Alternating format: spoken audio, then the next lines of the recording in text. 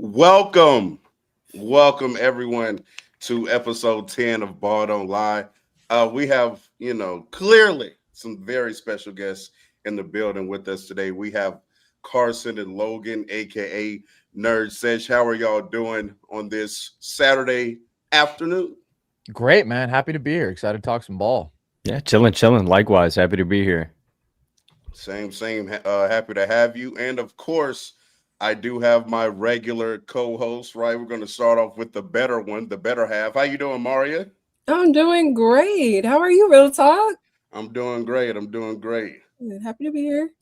Good. Britt, what's up, Britt? Let's see what kind of day this gonna be. It's cool. Okay. Man, shout out to Mars. How you doing, man? Cannot complain. New scenery. Welcome to StreamYard, man. Welcome to StreamYard. I know. We're here. We are here. Obviously I'll be on here just for everybody because RIP to playback. Man, what an app that was, how easy it was, the pay they were paying. But anyway. The reason why we're here, we get pushback on using stats and numbers regularly, right? And I think a lot of that is to do with not the fact that people don't appreciate numbers. It's the fact that not everybody understands them, right? Everybody doesn't really have a true grasp of some of these terminologies that get thrown around regularly in the basketball sphere and whatnot.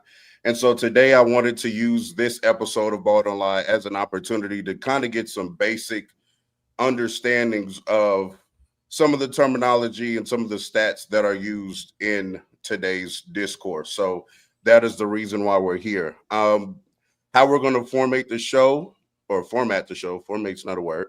How we're going to format the show is the first hour or so, me and Mars, Maria, and Nerd Sesh, we're going to talk about a few statistics that we want to get into, and then the next, of course, we'll put the link in the chat, and y'all will be able to come up and ask us any questions and concerns that you might have regarding the topic. So I'm excited. I think this is going to be a great reference point for a lot of people. So let's go ahead and get into it.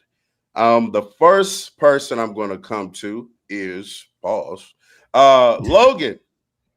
Logan, give me, a general outline of what you're looking at when evaluating like a player, and what metrics are you using to determine, if said player is good.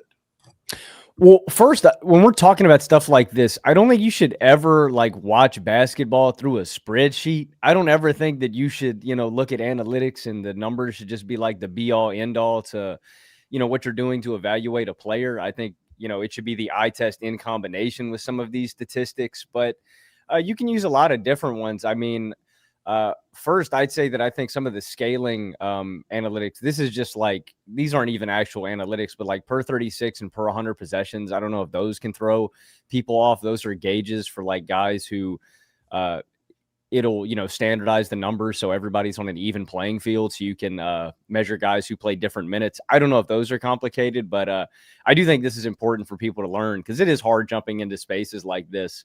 I'd say a simple one that that you mentioned earlier that me and Carson use on basically every single show is true shooting percentage.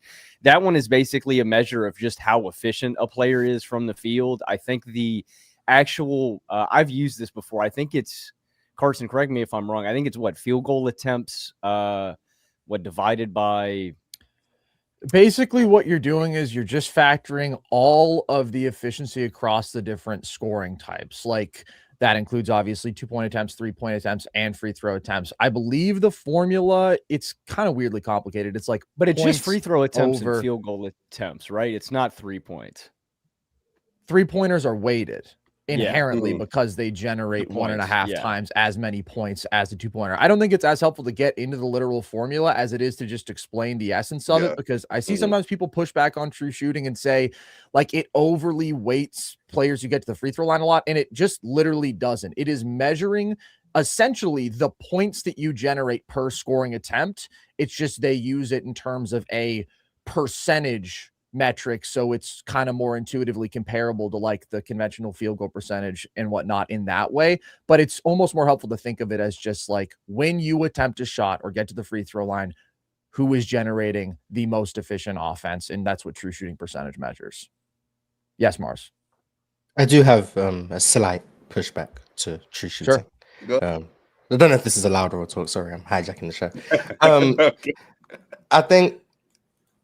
I do think true shooting does, on a individual game basis, overvalue free throws because there is a coefficient on the equation. Because they try to factor in like and ones and technicals and whatnot. So like it balances out like over large samples, but like individual games, it can be inflated. For example, if a player had 20 points, made no shots, like didn't take a field goal attempt, but took 20 free throws.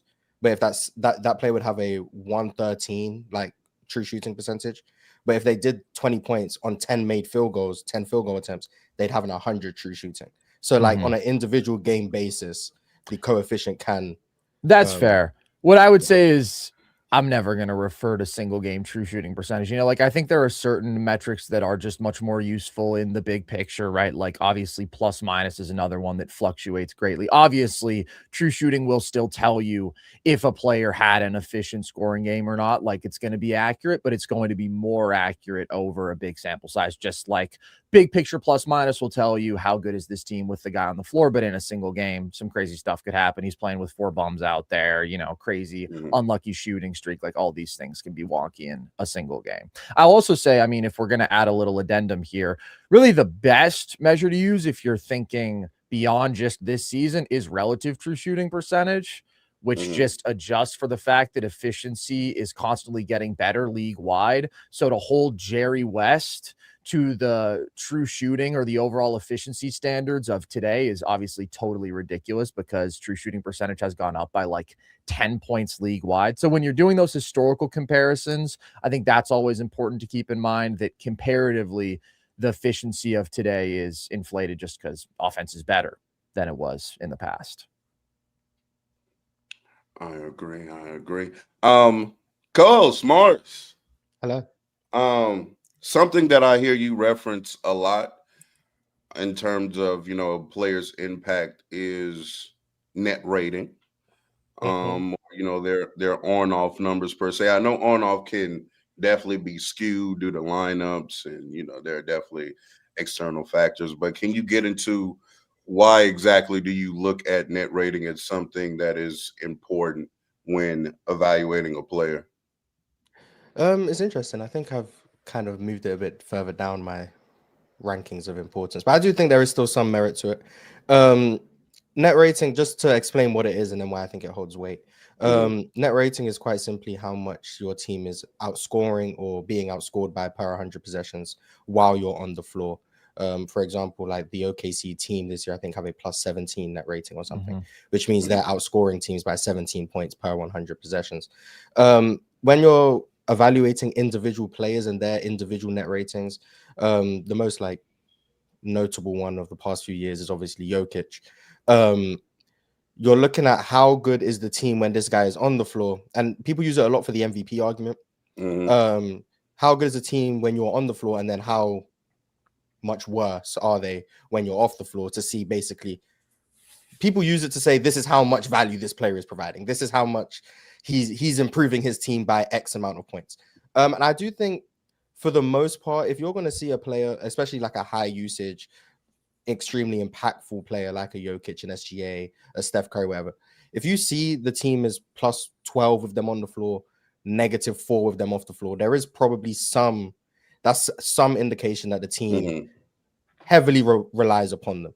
Now, the reason I don't think it's the gospel or the be all end all is because, like you said, lineups can heavily skew what is going on. Some people, some coaches will opt to put their best player out there with the best lineups in order to try and dominate those minutes as much as possible and kind of sacrifice the minutes in which they're not on the floor and basically hope that it balances out to a win in the end. Some other coaches, OKC, do this, I think is quite notable at this point, where they'll pretty much put Shea out there with some of the lesser lineups because he's able to floor raise them to such a degree that they can win those minutes and then have every one of OKC's better players play together in unison without Shea to keep those minutes afloat as well. And I know a lot of people on more of the Jokic side of the equation tried to use that to diminish Shea's value when I think that's something being shown to be heavily influenced by lineups. But I do think another notable instance is like the Paolo and Franz saga. How Absolutely. the Orlando Magic notably have been a lot better with Franz on the floor without Paolo than the reverse. I think some of that can be down to lineups. They have tended to give Paolo more of the lesser offensive talented lineups where he's trying to raise them up. Although this year I would say Paolo shared a lot of his minutes with Desmond Bane. So I think this year is probably a year where you could say maybe if the lineup data is still indicating the same thing, maybe now we're looking at cause for concern since Paolo's been sharing the floor with his more offensively talented teammates. But I definitely do think it does show something. But I do think people, and I think that's going to be the case for all the stats we're going to talk about. Totally. They probably indicate something, but people tend to use them as the be-all, end-all and try to use them to prove an overarching point that probably isn't true. But I think net rating is the one that's been used probably the most disingenuously in recent years due to some MVP propaganda, I'll say. But definitely still a valuable stat, I think, especially on large samples. Once again, I'm not using on-off data after 10 games. I'm not. Like we've got 200-minute samples, and you're trying to tell me these teams are plus 12 with you off the court and whatnot. Like we need like 1,000 minutes. I'm looking at to try and get like stable samples, and then for 5-man lineups, it's even more. I'm not like I saw people 10 games into the season trying to say Orlando starting 5 was like the best lineup in the league, and they played 86 minutes together. Like no lineup data has any value after 10 games and 86 minutes. It's just, it wouldn't make sense to do that. You need larger samples to make these overarching takes, in my opinion. So I think Mars kind of just touched on the most important point, if I can just say that real quick for this entire episode, which is every single one of these stats requires context. Like with zero exceptions. There's not a single number here that is going to tell you everything. And it's not that there's noise in every number, but with on-off net rating, there absolutely is. Like I prefer on-off just because net rating, that measures how good your team is, right? But I do think having that comparative element of how good are they when you're on compared to when you're off is more valuable, because if you're just on a loaded team, right, it might be that everybody has a great net rating. That doesn't speak to the individual player's value. But like Mars was saying at the end, I honestly think on-off is most useful for an entire career. Like it is a stat that does have so many factors involved around it, right? In terms of the lineups you're playing with, the construction of your roster. But if you're talking about, right, Chris Paul is a guy with a +9 on-off swing over almost a 20-year career. Okay, that tells me that is an extremely impactful player who has made his teams dramatically better year over year. But the fact that even though I really like this guy, Cason Wallace has like a +20 on-court net rating this year. Well, he plays 85% of his minutes with Shea, who's having one of the greatest seasons we've ever seen and is on pace to set the record for best on-court net rating for an individual player. So I just think that's very important to establish that if you try to use any of these stats disingenuously, you probably can, but you shouldn't. Like you should create an honest, full picture and understand all the factors playing into all this stuff. I agree. Very quickly, my co-host Maria has had a situation come up, so she does have to leave us now. But we definitely appreciate Maria coming up. Hope everything is good on your end. Thank you. Let me see. We have the Tribe One with the super chat. Just give me VORP and win shares, and I'm straight. Actually, let's VORP it up a little bit, man. Trash. Oh my Trash. Gracious. Get them, Mars. Get them. Let's VORP it up a little bit, man. We definitely have a fellow panelist that loves this statistic when it favors his argument, of course. Shout out to Pink. And he's kind of known as the VORP guy. You know what I'm saying? It's kind of taking a a legend of its own. So let's talk about VORP a little bit. What exactly is VORP, and why in some cases is it used to measure a player? Correct me if I'm wrong, guys, isn't VORP like one of these all-encompassing Yeah, kind of numbers? Mhm. Yeah, I mean, it's This, heavily oh, go correlated ahead. with BPM. Yeah. To Yeah. me, all single number metrics are just flawed at their core, because the idea that you can encompass the value of a single player with one statistic is the exact antithesis of what we were just talking about, of how context matters and watching the games matters. And like, it's about putting all these things together to draw logical conclusions, to slap down one number and say that's exactly how good this player is. I just think is ridiculous. To me, it is useless, especially because most of these stats are pretty much just aggregations of offensive box score production, right? Mhm. VORP, BPM, they try to estimate defensive value, which I think is effectively impossible to do with the box score. No, I will say it is impossible to do with the box score. And then if you look at like all of the individual defensive ratings and defensive win shares, all those metrics are garbage, because again, it's just a combination of box score and how good your team is defensively. And there's just so many other factors. So I think that Jokic is the greatest offensive player ever. And that's the reason why these metrics say he's the greatest player ever, because that is what they're measuring. They're measuring box score production where he is the GOAT. But obviously, there is an element of defensive nuance that they just can't capture. And in fact, I mean, obviously, the thing with defensive box plus minus, which Correct. people bring up, like, is one of the corollaries there for big men is their assist production, because they've determined that there's a correlation between like high passing IQ and defensive IQ and value there. But like, that's so absurd to me that that would be Sure. included in the formula when it is literally about the other side of the basketball. So I'm anti-VORP, big picture. I'm anti all single number catch all metrics. I'm Okay. definitely against the VORP. Any advance that is pretty much entirely based on a box score, I'm gonna be against. And for anyone wondering, VORP is pretty much the cumulative version of box plus minus. Box plus minus is the single game stuff. So like, I think Jokic has like the record for this season right now. It's like plus 18 or something. If he were to play 79 games or whatever, he'd probably have the highest single season VORP of all time, because they're basically the same thing. So if you don't like box plus minus, you shouldn't like VORP, vice versa. But yeah, I think just to Carson's point, yeah, the box score just misses a lot of things. And that's no fault of the box score. I just think people use it as if it catches everything, and it doesn't. And to the point of the assists counting for defensive value, I think Jokic should thank Marc Gasol and Joakim Noah for that for sure.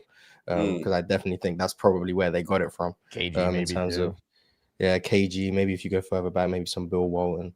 But I think they tried to, and this is the thing with a lot of advanced stats, like the people who create the stats are attributing some level of subjectivity in terms of the things that they deem to be valuable on a basketball court.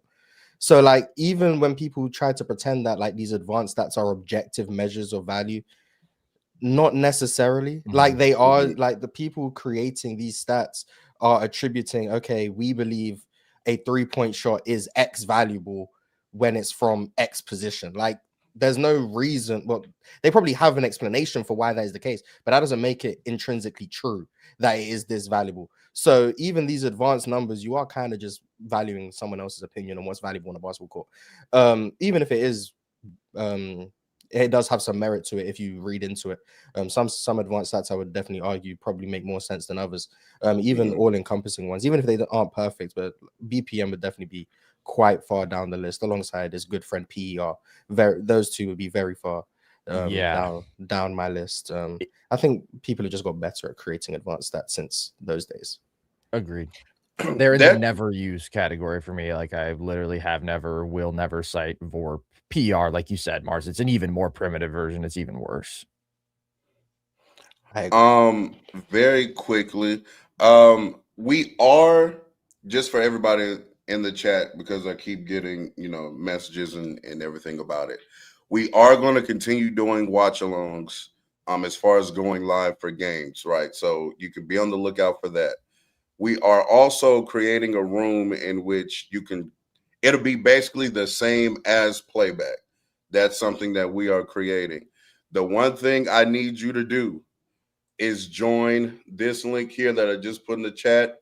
Join the Discord. When we get to 500 people, we're at like 4 something right now. So everybody in the chat, join the Discord. We'll be able to continue the watch alongs via, again, like similar to playback. But back to the topic, something I do find interesting and why I've never personally been a huge numbers guy. Don't let Mars tell it I am. But I'm learning the new tricks of the trade. You know what I'm saying? I'm just adding stuff to my bag. You know what I'm saying? Everything can't be eye tests in your bag. You got to get a little basketball in there. One thing I do find interesting is every new analytic is the greatest thing on earth until there's a new analytic that shows that analytic was a bad analytic. And so then now that's the new greatest thing on earth. So, for example, like Mars just said, oh, PER, way down the list. I remember a time where PER was the end all be all. Yeah. So, like, what do y'all have to say to, people that do push back in the usage of stats when the argument could be, hey, yeah, we're using this number or this metric now, until there's going to be another metric that says this metric was wrong the whole time? I would say don't use stats that single-handedly try to tell you how valuable a player is. Because I think there are certain stats that are just like telling you exactly what they're measuring, right? Like one of my favorite stats to use is efficiency by play type, okay? And you can find this stuff on NBA.com. This is publicly accessible. And so you can sort through every single play type as the pick and roll ball handler. How efficient is this guy out of isolation, et cetera, et cetera. You go all through. And this is where, again, context is everything. And so this is different from true shooting percentage in terms of how it measures your efficiency, because there are certain play types that are inherently less efficient, right? Like if you have that on ball burden, if you are being burdened as the creator, you're not going to be as efficient as a guy who is obviously catching a little lay down pass in the dunker spot.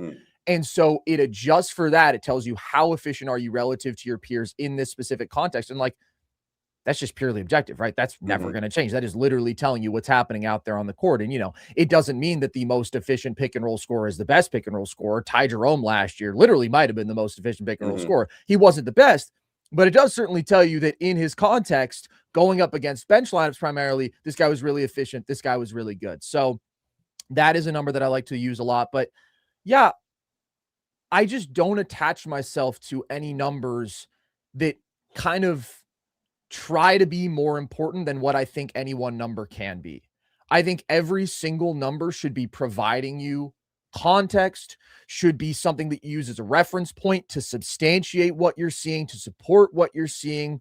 But for the most part, you're not going to look at a number and it changes your entire opinion about a player. Like, I don't think that should ever really happen. Agreed. Yeah, I think that I think you should always be open-minded to new analytics, and I don't think you should like Carson's saying, subscribe to just one be-all end-all. But There we go. The camera finds Mars, man. He's got that quality. Guarantee the views went out the moment that happened. Apologies. But I do think you should understand, just if you're going to use an analytic in an argument, I would just say understand what it's preaching to you. I think with the PER thing that Carson's saying is I don't know, man. My PER metrics, Russell Westbrook's? Well, actually, this Jokic season is probably the greatest ever by PER. But Westbrook's season in 2017 would have been the greatest of all time if you're just going off a metric like that. And I think that kind of opened some people's eyes to maybe this isn't, the be all end all. It doesn't mean that Westbrook is the greatest player that's ever played this game. It's just tallying up counting stats. So I would just say that understand if you're going to use an analytic in an argument, at least understand why it's relevant, what you're arguing about it, and why it's important. But yeah, I agree. I don't think you should ever use I I don't think you should ever use one analytic as like this is why this guy's better. Carson mentioned the play types on NBA.com. Those are really important. I wanted to mention earlier, we were talking about net rating in terms of a team context and some of these with or without lineups. Another really good tool is Data Baller. Carson and I have been using this for about a year now on the show. That's DATABALLR.com. And you can go to any team. You can check with or without lineup data with every team, every player on that lineup. It's really, really valuable. And they'll tell you their offensive rating with him, without him, defensive rating, net rating, rebound rate. Those are really valuable, like when Mars was talking about when you have a decent sample size to go off of. So I just wanted to shout them out because they're an incredible analytics tool for us. That's a really great shout. And I think it helps to do exactly what we're talking about, which is create that context and separate some of these entangled variables as much as you can. If two guys on the court together have a plus 10 net rating, one guy without the other guy, the team produces a plus 15 net rating, and the other guy without him, they're a -5 net team, right? Obviously, one player is being significantly more impactful. Correct. And so if they play a lot of their minutes together, like some of the net rating stuff will get jumbled up together just because they're on the court at the same time. But Data Baller absolutely is a great way to isolate that and check out certain stuff. And again, like, your opinion shouldn't change just because you see a number. But if you're thinking like, man, I really don't like the fit of this lineup, or I feel like this guy is causing X problem, or I think this lineup is great for X reason, like, that's a great way to check, do the numbers actually support that? Agreed. I have definitely used Data Baller this year to get some nasty takes off. Yeah, I have definitely done that. Now, something else that this is a question that I personally have, because I really don't know. Why do we use true shooting instead of effective field goal percentage? And are both valuable? Both are valuable, but they tell you different things. Effective field goal percentage tells you within the field of play, on field goal attempts only, how efficiently are you putting the ball in the basket. True shooting percentage just incorporates your ability to get to the free throw line and make those shots into it. That's the difference. Okay. But they're both useful. Absolutely. I just think true shooting percentage is better because as much as people hate free throws, like, getting to the free throw line is an important, good thing to do. And it is absolutely part of the arsenal of most great scorers ever. And if I make 60% of my twos and 40% of my threes, right, there can be two players who do that, which is incredible efficiency from the field. But if one guy is also getting to the free throw line 12 times a game and making 90% of those shots, and the other guy is only getting to the free throw line 3 times a game, well, the guy who's getting to the free throw line 12 times a game is having the better, more efficient scoring season. So that's why I use true shooting. Okay. Just wanted to clear that up for myself.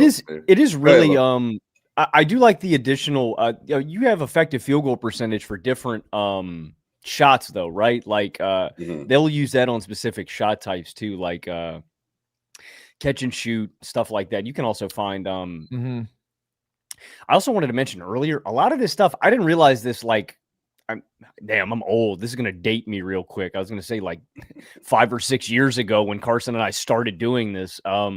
If you go on NBA.com too, you can actually find like all of this stuff, like just by digging on different players' pages and stuff like that, like all of these numbers. If you go to the advanced page, like literally just clicking around on NBA.com, you can find basically damn near any stat that you want just by playing around on the website. But they're both valuable, but effective field goal percentage will actually be in different play types too, and it's another gauge. I just wanted to mention, I didn't know when we started doing this, like, that all that information was on NBA.com. Carson would break out a wicked ass stat, and I'm like, bruh, where'd you get that from? Who's your guy? Yeah, who's your guy, man? Who's your plug? I'll be having the same question, Logan. I'll be having the same question. Let me read a few more of the super chats. Saying power chats because of playback. Let me see. Tune _316. What's up, Tune? I just need the eye test. F them stats for real. I hear you. You know what I'm saying? I hear you. And everybody up here is saying, yes, stats are valuable, but you need to watch the game. You know what I'm saying? You 100%. Always have to watch the game. Brunson Better. What's up, Mark? Just quick question. I don't hope it's not a long answer. If your eye test tells you a player is really good, Mhm. but every advanced stat says they're not that good, do you begin to Mm. question your eye test, or do you just begin to say the advanced stats are wrong? I'm arrogant enough to just say the advanced stats are wrong. Absolutely, every single time. That's why you see the jerseys in the back. I mean, if I were, oh, analytics have to prove out, Mhm. what I'm seeing, what I'm not seeing, I wouldn't be a Kobe stan. So Well, I think the thing with the eye test is, like Mars was kind of hinting out there. I mean, you have to have a good eye. And eye Mhm. tests, too often to me, people try to distill that down to like bag, like aesthetics. Mhm. And I'm like, that's not what the eye test is. The eye test is your ability you. to judge a player's impact in all these different ways. If you're going to say, I just need the eye test, Jamal Crawford is a Hall of Famer, it's like, okay, your eye sucks. You're literally just watching Mhm. Hezzy Tween, Nasty Cross. Like, yeah, he's got a great bag, but he's not impacting the game. So, the metrics again are really only there to support or at times like challenge. You can watch a game and maybe you haven't watched enough and maybe you do come away with a wrong conclusion and the numbers don't align with that. Like that's not impossible to happen, but for the most part I think it's just there to support and bolster points. But yeah, eye test means you got to be watching everything. You got to be evaluating a guy's impact in every way on the game. Okay. Agree. Brunson Better said off stats way ahead of offensive stats way ahead of defensive, 100%. capturing true You impact. just can't. Yeah, you just can't Yeah. quantify defense. Mhm. It's so much easier. We have a metric for like all of the ways to end a possession offensively, right? I mean, Mhm. points, assists, we track all your field goal attempts, all that stuff is right there. Defense, there are so many little things you can do every possession that literally show up nowhere in the box score. Mhm. Well, it's like, how would you quantify somebody, closing out really well and forcing a guy to Great swing it around rotation, around navigating the a screen. horn? Like, Yeah, there's how are just you no gonna way. how are you gonna quantify Wemby Getting back forcing a in guy transition. to not take a shot at the rim? Like Yeah, Yeah, stuff exactly. like that. Well, I mean, to be fair, we do actually have really good stats that measure those individual things now, right? Like there are rim deterrence metrics. There are obviously rim defense metrics. So I don't want to say that there aren't numbers that can measure individual aspects of defense because there absolutely are. But there's no one number that you can look at that is going to tell you this is how good this player is defensively. And again, I wouldn't do that with offense either, but I think offense is at least going to come closer. It's just a little easier because of the box I will score. say A lot there was easier. a rim deterrence number that painted someone as a Oh, I 97th know. percentile rim deterrent, and I can Well, yeah, guarantee he was not. But I it's agree. better than nothing, I guess. So just Yeah, I Coulda- mean, well, coulda I don't beans. Who- use who- rim who was deterrence it? numbers. What I use a lot is like the opponent field goal percentage allowed at the rim. I think that's a really good stat that really does align with the eye test. Mhm. I agree. It was Nikola Jokic. No, I know. Yeah, I remember that. Oh, actually, per Beeble Index, he was actually in 100th percentile rim deterrent. So, Two-way demon. yeah, I actually heard that. I actually heard that be used to paint the picture that he was actually a valuable rim protector. Yeah. So I was thinking more. I saw some great Donovan Clingan stats related to rim deterrence, and I'm like, that lines up. But again, it's what we're Mhm. saying, Mars. Context with all this stuff. yeah. Let me see. Brunson Better also said whatever stats glaze Brunson are best. He's so tough. All the stats actually glaze Brunson because he is so tough. Yeah, he's Offensively. he's Yeah, a very, offensively for sure. Yeah, for we'll ignore, sure. yeah, we'll ignore the For defense. sure. We'll ignore it. For sure. Is Brunson the great? I've very quickly just want y'all's opinion on this. Is Brunson the greatest scored 6'2" and below ever? How tall is Steph? 6'3". That's why I said 6'2". How tall is Mhm. Kyrie? Is he better? Is he a better scorer than Kyrie?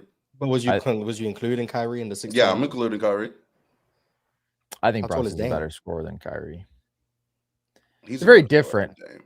I mean, what Brunson does in terms of just like the crazy on ball volume and being Mhm. as efficient as he is out of pick and roll, out of isolation, like it's pretty nuts. But I don't think he's a better scorer than Dame. Did I hear that? I don't agree with that. But I think Dame Oh, listed you at don't? 6'3".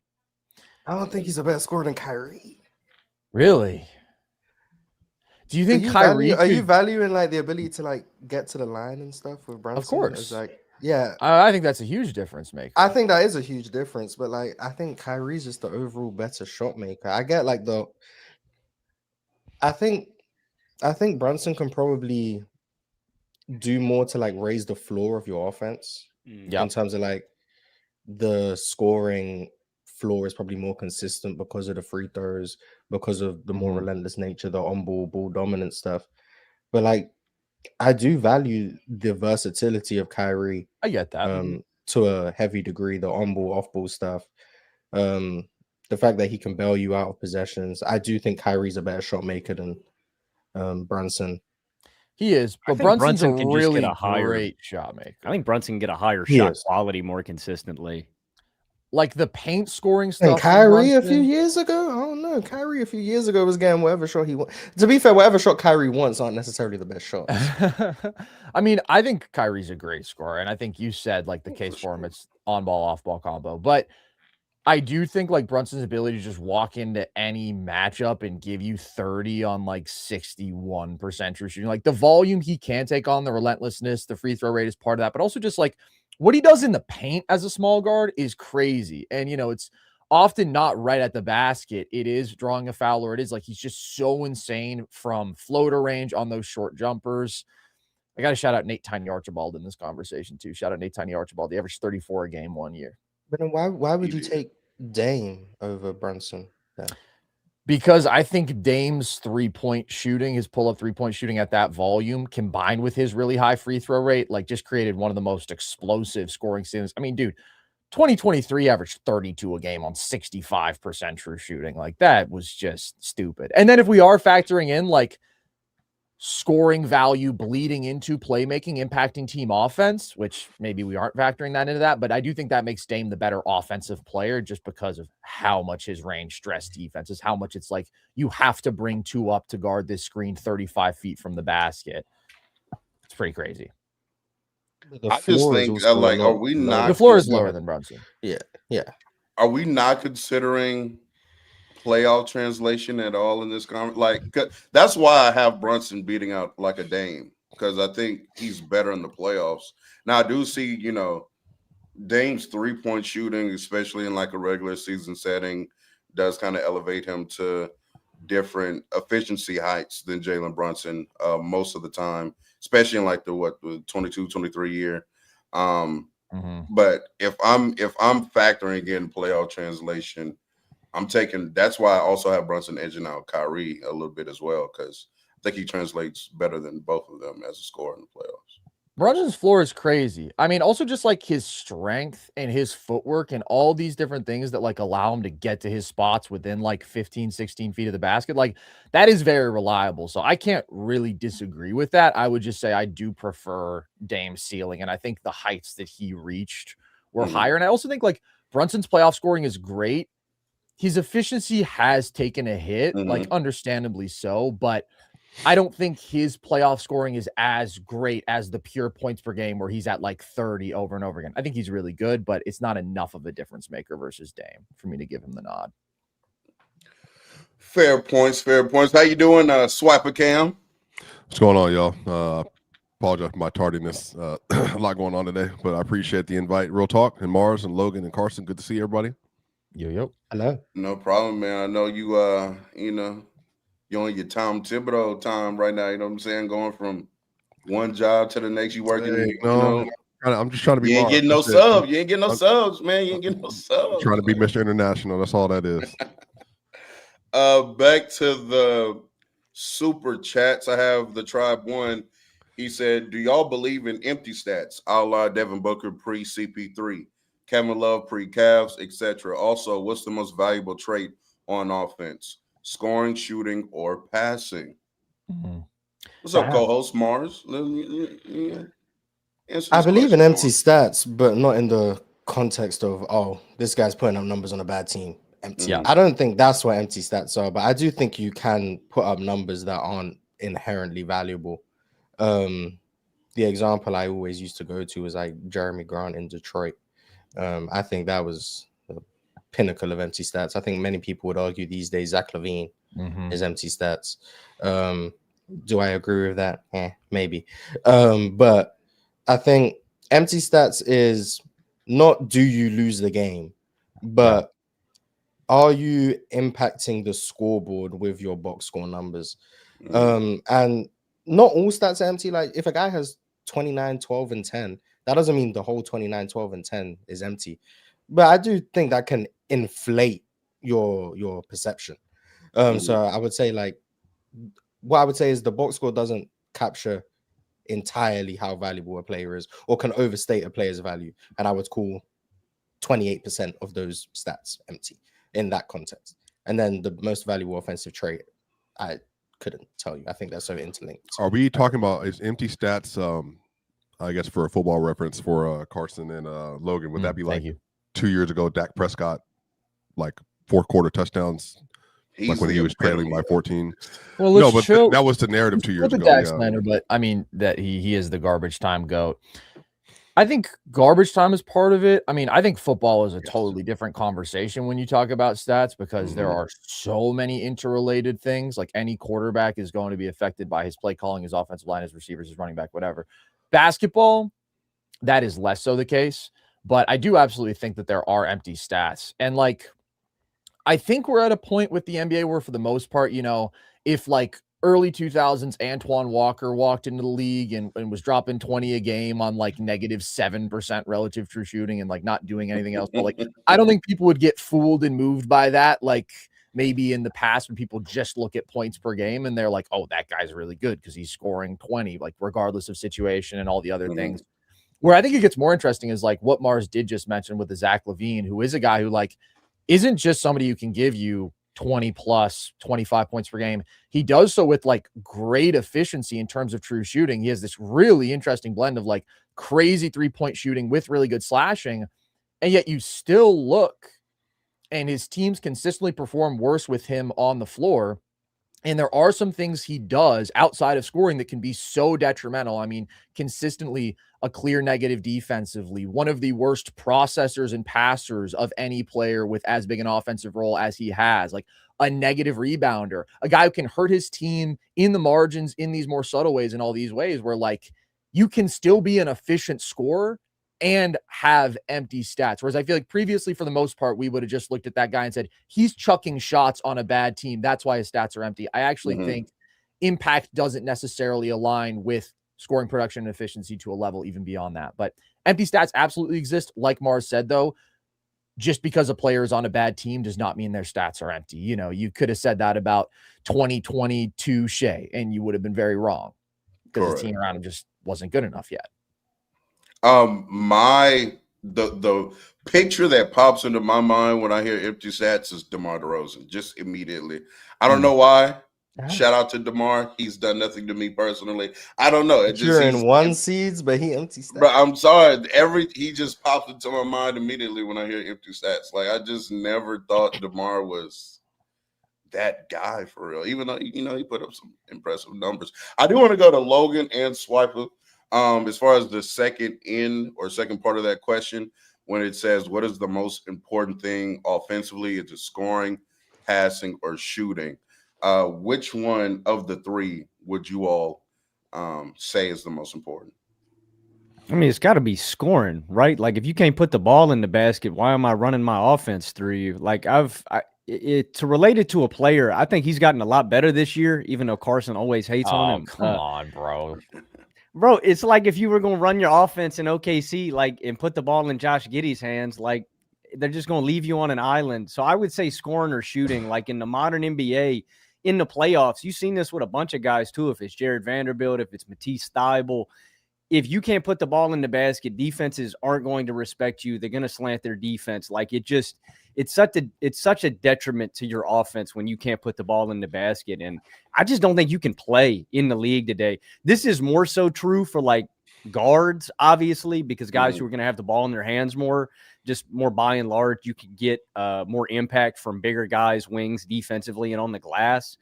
But yeah, I just think that like if you can't put the ball in the hoop, you're just inherently less value. And I think you see that across the league with different guys in those defensive archetypes. They can't even get burned nowadays. Like, those guys don't even crack regular season rotations. Yeah, Mars, you'll laugh at this, but just now on Chill with Chill, I was naming because Chill said he'd be hesitant to pay Giannis 275. I said, who would you pay 275 to? And Josh Giddey was one of the names that came up. Funny enough. So as soon as he said that, I just said, all right, yeah. Executive of the year. Yeah, I think, I've long said playmaking is the most important thing. Real talk. I said this a few years ago. I think playmaking is a blend of your scoring and just advantage creation. I just think that like scoring, obviously, I think the league has changed all the last two. Well, let me say it like this. I think when the Nuggets won the title in 23, I think the league was one way. I think when the Celtics won the title in 2024, I think the league was one way. They obviously won with the math game. I think now where the league is, especially with the caliber of defenses you're playing versus in the playoffs, I do think there is something to, you have to have multiple ways that you can win on offense when it comes to attacking defenses. Now, whether that's at the paint, whether that's from the mid-range shot, whether that's from three, even just the type of threes that you're generating, because what's happening is teams are becoming, I think, more, they're allowing your main scorer and primary scorer more opportunity to beat them with over-the-top shot making than they are with passing to open three-point shooters in the corners or in the wings, or even getting some of those looks at the rim. One of Mars's criticisms, even for Yoke last year, was that when you get an opportunity where you shut off the paint for Jokic and he can't get those easy duck-ins with Aaron Gordon or Peyton Watson or whoever else it might be, are you able to still be as effective as a passer playmaker? And I think that just varies. Like, you're always going to change your coverages based on what the other player likes to do. But I do think that SGA, Jokic, Luka, Embiid, like the reason those players I think are so good in almost every setting you put them in defensively is that there's just a level of over-the-top shot making from specific areas on the floor that they can thrive in. And I think that Embiid obviously never got an opportunity in the playoffs except for one series versus the Knicks to do that, I think, consistently. But I do think there's something to real talk. Like, the playmaking is a part of it. Could you still have to be able to, I think, advantage create even off your scoring for your teammates around you? But I do think there's something to when it becomes, like, as Chill says, the meat and potatoes of a game, and you have to generate good looks. And if you don't have good looks, can you make contested over-the-top shots from either the floater area, from around the rim, from the mid-range area, or even from the three-point line? There is a level of shot difficulty you have to hit, and I do think scoring has become more prevalent in the last couple of years than it has been in the few prior to that. But I think I would make an argument, real talk, defenses are better now than they've been in terms of half-court defenses in the playoff than they've been in previous years. Because I don't think the Pacers, that defense they deployed versus SGA and J-Dub last year, I think was very specific to them, and they catered their defense to stopping them. I think that OKC versus Jokic, I think Denver versus SGA, there's just a lot of schematic advantages defenses are creating now, and I think you have to be able to score over the top. And I think scoring, man, is like, this is definitely taking another leap for me and how important that is now, especially in this league. I think that's a really good point. I would also just say, though, it's always been scoring throughout the history of the game. Like, to me, scoring is the prerequisite for offensive greatness. And that applies even to the guys who we think of and we say, oh, their passing is absolutely their greatest asset. Magic Johnson, Steve Nash, these guys are criminally underrated as scorers because absolutely they were playmakers first, but they were hyper-efficient scorers. Real talk, I know how you feel about Magic. We're not going to get into that because that's disrespectful. Magic, if you can put yourself in late 1980s mind, was constantly putting defenses in a bind. He was a 6'9" elite transition scorer who could handle, who could post up, who could punish smaller players there, who actually was a really good mid-range shooter, even though we know the mechanics are a little wonky. You got to the free throw line at a high rate. Like, all this is to say, creating opportunities for others requires that you are able to stress the defense as a scorer. It's what Logan is talking about with Josh Giddey. It's why if we look at all the top 10 scorers of all time, they're just among the flat-out greatest players of all time. If we look at like the top 10 pure passers, right, people would mention like Rajon Rondo, who obviously is, I don't know, not a top 200 player of all time. I think I'm particularly low on Rondo, but the reason is he just couldn't create advantages for an offense. He may be able to make every pass in the book, but if you can't consistently get into the teeth of the defense, if you aren't somebody who pulls a defense out beyond the three-point line, like in terms of the inverted impact you can have stressing a defense, then you're just not going to be as impactful as the guys who can do that. So I think that's a really, really good point, Swipe, about like a guy like Shea right now, who is just so utterly dominant with that over-the-top shot making, that he's one of a kind. I truly think that. But even though he's not an elite passer, he is reaching such heights of scoring efficiency against any defense at crazy volume that, like, I would just say he's playing perfect offense right now. Like, there's no notes. But I also think, like, if you look at a lot of these guys, right, the reason that I think MJ had the highest peak in NBA history is because he had the greatest scoring value of anybody ever. And, you know, he knew how to parlay that with his passing, and he had this on-ball, off-ball combination. But it's ultimately that ability to carve up any defense, draw extra attention, and that is interrelated with playmaking, as you were saying. But if we're just going scoring versus passing, which I think is different than playmaking, like, I would interpret that as your pure passing ability versus shooting. It's not even close. It's scoring by far, because shooting is also just a part of scoring. So that's almost like a cheat answer. I'll just take the better scorer overall. Yeah, I think you being low on Rondo or that archetype of player, I think the league is also kind of showing. I know these players I'm about to bring up are different, but it's still in the same realm of like great passer, even if you want to call them great playmakers, but them being very inefficient scorers is truly holding back their value. And I think of people like Trae Young, right? For example, Trae Young is one of the better passer playmakers in the league right now, but he's not viewed as some highly touted player anymore because he can't score the ball efficiently. Same thing with John Morant, what's going on in Memphis right now. Same thing with Shaden Sharp. Shaden Sharp is not in these combos. What's that for? Shaden Sharp is not in these combos. But another player I will mention in this archetype of player, LaMelo Ball right now, another one. Great passer, great playmaker, inefficient scorer. So where is his value truly, you know, in the league right now? And it's interesting to see how the league is telling basically all three of those players, we don't think you're that good anymore, honestly. Let's continue with some of the super chats. I got shout out to Bob, Cowboy Bob. He says Kyrie is tough, but Brunson health. 1 out of 2 court. Go New York, go. I don't shout out to Cowboy Bob, man. Your super chats always Half court, 1 out of 2, half court. He's saying half court. He's saying Brunson's better in the half court, I assume. Oh, So okay, Brunson's healthier, I'm better in the half court. See, I'm the Cowboy Bob translator. I got you. IT Mars. Thank you. Mars. Yeah. Mars We is locked locked in. We locked in. Thank you. Yeah, we locked in. Dobie Greg said, I feel stats can tell 70 to 80% of the story, but they have some blind spots like any stats. But some think they should be perfect or tell 100% to count. I think, you know, more or less, we've all kind of agreed with that up here. The Tribe one said Spud Webb was also under 6'2", real talk. Spud Webb is not in these conversations. I'm also under 6'2", if we just saying. Yeah, we just named people under Yeah, 6'2". I am as well, you know. I'm not in these talks. I can and will beat Mars one-on-one when we do play, but you know, I thought Mars has never picked up a basketball. Is that an I accomplishment? haven't. Yeah, I haven't. Mars is not going to play any beat you defense. one-on-one. No, you won't. But Mars is not going to play any defense, brother. Like, he's literally not going to. He's going to stand there.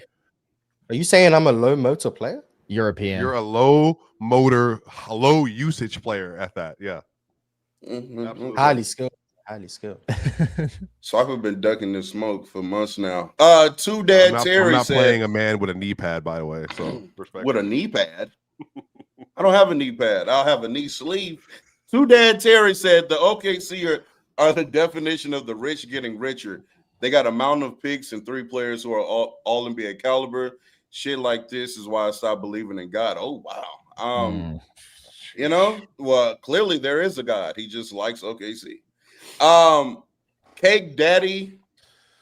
You know what? I'm not even going to finish reading the rest of your name. How should 1990 through 2002 be discussed in player/team debates? The dead ball era made wing/post ISO scoring easy. Over expansion win inflation. No real defense and the thinnest talent pool since the 50s. Oh, this is somebody that doesn't like that version. I don't. Basically, I don't agree. MJ's with prime. No. I don't agree with that second statement. It made wing Not at all. scoring easy. I think it made it more prevalent. Easy. I don't know. Totally agree. I think because of the rules at the time, you had to, and to Swiper's point about the over the top shot making, you had to lean heavily into isolation scoring. but definitely wasn't easy with the clock spacing and whatnot. Now, I do think being able Slow to ass clear a pace, side, physical. yeah, like there's a benefit to being able to clear a side and give someone the opportunity to isolate. But at the end of the day, when their isolations are going to turn into contested 17 footers, that's not going to be the best form of offense that any team could ever generate. Which is why I was thinking yesterday about when they shortened the 3-point line. If a team that was like analytically advanced at the time just went full Boston Celtics mode in 1995, would they have just gone like 75-7 just because they shot 43s a game in 1995? I think the answer is just yes. Like regardless of the percentage, like they could have shot like 32% from three, but just off sheer volume, they would have just fried everyone. So it's like the ISO. The reason that's the most inefficient offensive error ever is because of how inefficient isolation inherently is, which is what makes what like James Harden does so impressive, what makes what Shea does so impressive, what makes what MJ did so impressive, Kobe Bryant, keep going down. And then you start seeing all these teams employing players who are clearly worse than those guys, but taking as much usage in those archetypes, and you're seeing them have some of the lesser offenses because they can't generate the same level of elite offense through that play type. It's not an easy thing to do at all. I would also say, just to nitpick, 1990 to 2002 seems like it's targeting MJ's entire career, because that's not the dead ball era. The dead ball era starts in like 96 or 97 and then really goes through like 04. Like that's when we saw pace slow down, offensive efficiency drop overall. That's when things were ugly, super physical, and it was this kind of pocket where defensive teams were finding more success and all that. But I think Mars is absolutely right. I mean, isolation scoring was most important, most prevalent in that era, but probably harder than ever, like because spacing was so bad and it was so physical and games were so slow. But my take is, like, you don't have to do anything with the era. I treat every era of basketball as being equally important. I think the only thing you can do is judge people relative to their peers. So we're talking about how to use numbers, adjust efficiency, because offense was harder for everybody in that time, but there's no tax, there's no bonus. Like that's just how basketball was at that time. And how did you succeed in that environment? That's what measures how good you were at that time. True. And last super chat, Carson, this is actually to you, bud. He said we need that top 50 PG list for Rondo like Kmart did Dre. Carson. Nasty work. Yeah, he's not a top 200 player. Yeah, I don't think so. Of course, I'm not going to say name the 200 better, but hold on. Where do you rank him? Where would you rank him amongst like point guard? I mean, I don't have it off the top of my head. That's why I guessed with 200, but like, I don't know, around 50 seems about right to me. I don't want to do this right now, but I mean, we can if you want. Like, I can come up with a lot of names who I would have above Rondo. All right, let me just start. Give me three that you think people would disagree with. Let's get a little hot take here. I just pulled up the NBA.com top 50 greatest point guards ever, and I agree with number one, Terry Porter. I would take Terry Porter over Rondo. They've got No-Chill Gill. He definitely peaked higher. Darren Williams, I think, is absolutely better than Rondo. I agree with going through some of the names on this list. Oh, I love that they shout out Norm Van Leer relative to era, honestly. Yeah. Kevin Johnson, this was a guy who I thought of like shorter peak, but just peaked way, way, way higher. But he's realistically probably like in the 20s. I think KJ was really good. But yeah, there's a lot of dudes who I think are better than Rondo, but just don't have the same name recognition because Rondo's modern. Rondo won a title when he was the fourth best player on one of the most talented teams ever. And everybody loves the no-look passes. And why wouldn't we love the no-look passes? And playoff Rondo, he had a couple big games and really good defender, really good rebounding point guard. I just think he was so limited as a scorer. And I am just lower on players whose passing value is solely predicated upon the fact that they are a really good technical passer, but they don't have the scoring ability to ultimately create those advantages and make those kind of difference-making assists that move me a lot more, which is what I think defines like the best passer playmakers that we've seen. All righty. There is the link, so feel free to hit that link. We're doing great on timing. I'm hosting way better than Mars ever has. Yeah, click that link. We have about another 50-55 minutes. So whatever you all want to talk about when you come up here, we'll talk about it. Let's get our fave up here. He's already here. What's good? Hey, how He you about to tell you about Draymond Green's advanced. No, stats. we're not. We're about to talk about these advanced stats because. Go ahead. So I just want to add one thing. So I have kind of a good idea of how these stats are calculated, especially like the BPM and VOP and so on. But I think I agree with you that the way, example, Penn uses it, where it just becomes this catch-all metric. It's not like you can't use BPM that way because it's way too variance dependent, and there's so many things that it is blind to. But I will say it's good for, let's say I do a economic study on how players do in a contract year. Then I really like to have all these BPMs because unfortunately there's no one who do an eye test and rank all of these players. I haven't found it yet. But if you want to, I think that would help the development of these stats.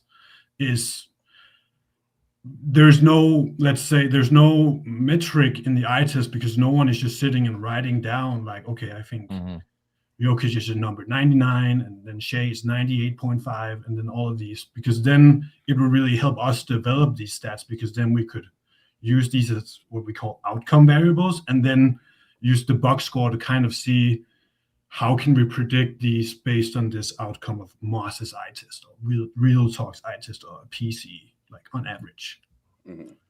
Well, The day an eye test that comes out, I think I'll be done with basketball. I mean, it's just you writing down who you think are better.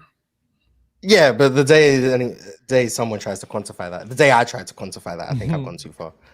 Yeah. I think what you just mentioned is like a very different use case though than what we're talking about, because that would be like using it as an approximation on a huge scale league wide, where obviously, like you said, you're not going to be able to get into the nitty gritty of your specific gripes with each player's individual BPM. Whereas that a little bit off, like you're just trying to get a general sense of how do players perform relative to their standard in contract years. I'm never going to have a use case like that for BPM, and 99.9% of the instances in which people use it are more specifically about a player, more comparatively saying this is why this specific guy is X good. And that's where I take issue with it, because again, big picture approximation, it's okay. But if you're going to present it to me as the be all end all one number, this is it, then I think it's just totally, it's definitely not faulty. I think one of the thing with what's it called, for example, PER, I think a lot of people use that. I remember Skip Bayless, one of the people using it. And one of the things is like the inventor of PER, John Hollinger, was out there just saying like, no, don't use it like that. So it's kind of like if we as statisticians come and tell you, don't use our stat like this, and then you do it anyway. I will say the problem is probably not with the stat. I think the problem is more with the people using it. Like, I think one of the problem is that people are disingenuous. So, okay, if you think BPM helps the player that you want to push, let's say it was Shea, then you use it. But if Jokic was higher than Shea, then you find this other advanced stat. So it's more that people are not genuine. You hear this? One application I like for this is when, for example, if you watch the Thinking Basketball videos, he does like all of his initial evaluation, and then he ends with, okay, his one number metrics indicate he's like this, but these might be blind to his defensive impact or underrates Steph gravity and so on. So I think that's a fine way to use it, where it's like it's an indicator. It's like part of it. Am I really missing something? Because you're using the same stat every time and just pick and choosing between players. Yeah. I think also, though, if you're talking about thinking basketball, he's using better metrics. I think mostly that he's created that are highly specific. He's not using PER, right? Like I would argue that is a stat that is so flawed as to be useless. But absolutely what you're saying, like this is my philosophy with every stat, as we've talked about. It can be an indicator, it can be useful, but context matters. And I think the problem is whether or not this was the intention when you plop down a catch-all metric like VORP, like BPM, the implication, at least to the people, is this is the number that brings it all together and says how good this player is. And I don't think any one number can do that for a basketball player. So yeah, it is people misusing it, but also I think like that's kind of how it was put out there and presented to the world, whether that was intentional or not. Yeah, I think when I first started Yomar, so when I first made my channel in 2020, I used to use a lot more advanced stats than I do now. I think I was just more dependent on it, especially early on when I was still learning the game. No, it really was. Like I didn't know. I know because I It's just hard to imagine a lot more. Like, it's just hard. Yeah, I you're think evolving. You're evolving. No, it's just you can probably tell in the last 2 years I've definitely dumbed down my usage of it. But I think one thing Ever since Shea started overtaking Jokic in the advanced stats. No, actually, the thing that really did it was 22-23 when Jokic led in everything and didn't win MVP, and then it was just like, oh, this actually doesn't mean anything. So that's actually the start of it. But well, Jokic should have won that. I think some of this is and beat FC. There is a nuance to, I think, being able to watch games and I think evaluate based on what responsibilities, like play type data. Like I'm probably a little bit more synergy than I have been in previous years, just because it's like, what are you actually doing? How are you performing based on the ask of you? And then I think you can kind of tell a lot of a story, like, you know what I mean? If you're being given like these specific things, like, so real talk, if you're 30% of your usage is like, off ball screens, spot ups. Okay, well, how are you performing in these roles? Like, oh, it's like 1.33 points per possession. It's like, well, damn, you're being asked to do this more than anybody else in the league, and you're better at it than anybody else in the league. And so you can kind of like, I think, lean into a lot of that stuff. I think some of this is just, I think analytics are storytelling. Like, I think analytics are supposed to help you tell the story of why a player or a team is functioning as well as they do, like what makes them so good. But I do think the end all be all, it doesn't necessarily need to be that. But I think also too, there's some of this, like, it's almost our own, personal development too. Like, I think you have to spend time like watching, evaluating, and asking yourself, based on what you're seeing, do these analytics reflect how this player is actually performing in these spots? But I don't know, man. I just think analytics are always useful. I'm always pro science and pro math, but in everything, maybe not in football as much, because football is like, it's a lot of, I use PFF for my bachelor's actually, because you can track O-lines more than you can with your stats. So PFF just be kind of saying anything. Yeah, but then you will get the macro advantages of it. Well, I mean, for something like offensive line where there is no conventional stat, it is only created by those sort of like in-depth analytics tracking, film analysis sites. Yeah. But I think also to treat PFF as the be-all end-all would be a big mistake, right? Like, just don't put all your eggs in one basket with any of this stuff. I mean, always context, always comparing to what you're seing. I think Swipa said it well. I mean, it helps paint the picture. It's going to give you the periphery, right? It's going to fill in the blanks for you. But I don't want to beat a dead horse here, but like we're saying, like, nothing should be the be-all end-all. And kind of like you were saying with disingenuous people using these arguments, like, that just kind of comes down to, I feel like, media literacy and people understanding the statistics and like trying to, I don't know, discern when somebody isn't being truthful, when they're just using it in their argument. And that comes, I think, back around to understanding when to use statistics, when people are just saying shit to push narratives and when they're not. But I will say it has one very useful application, and that is that you can hold people to what they say.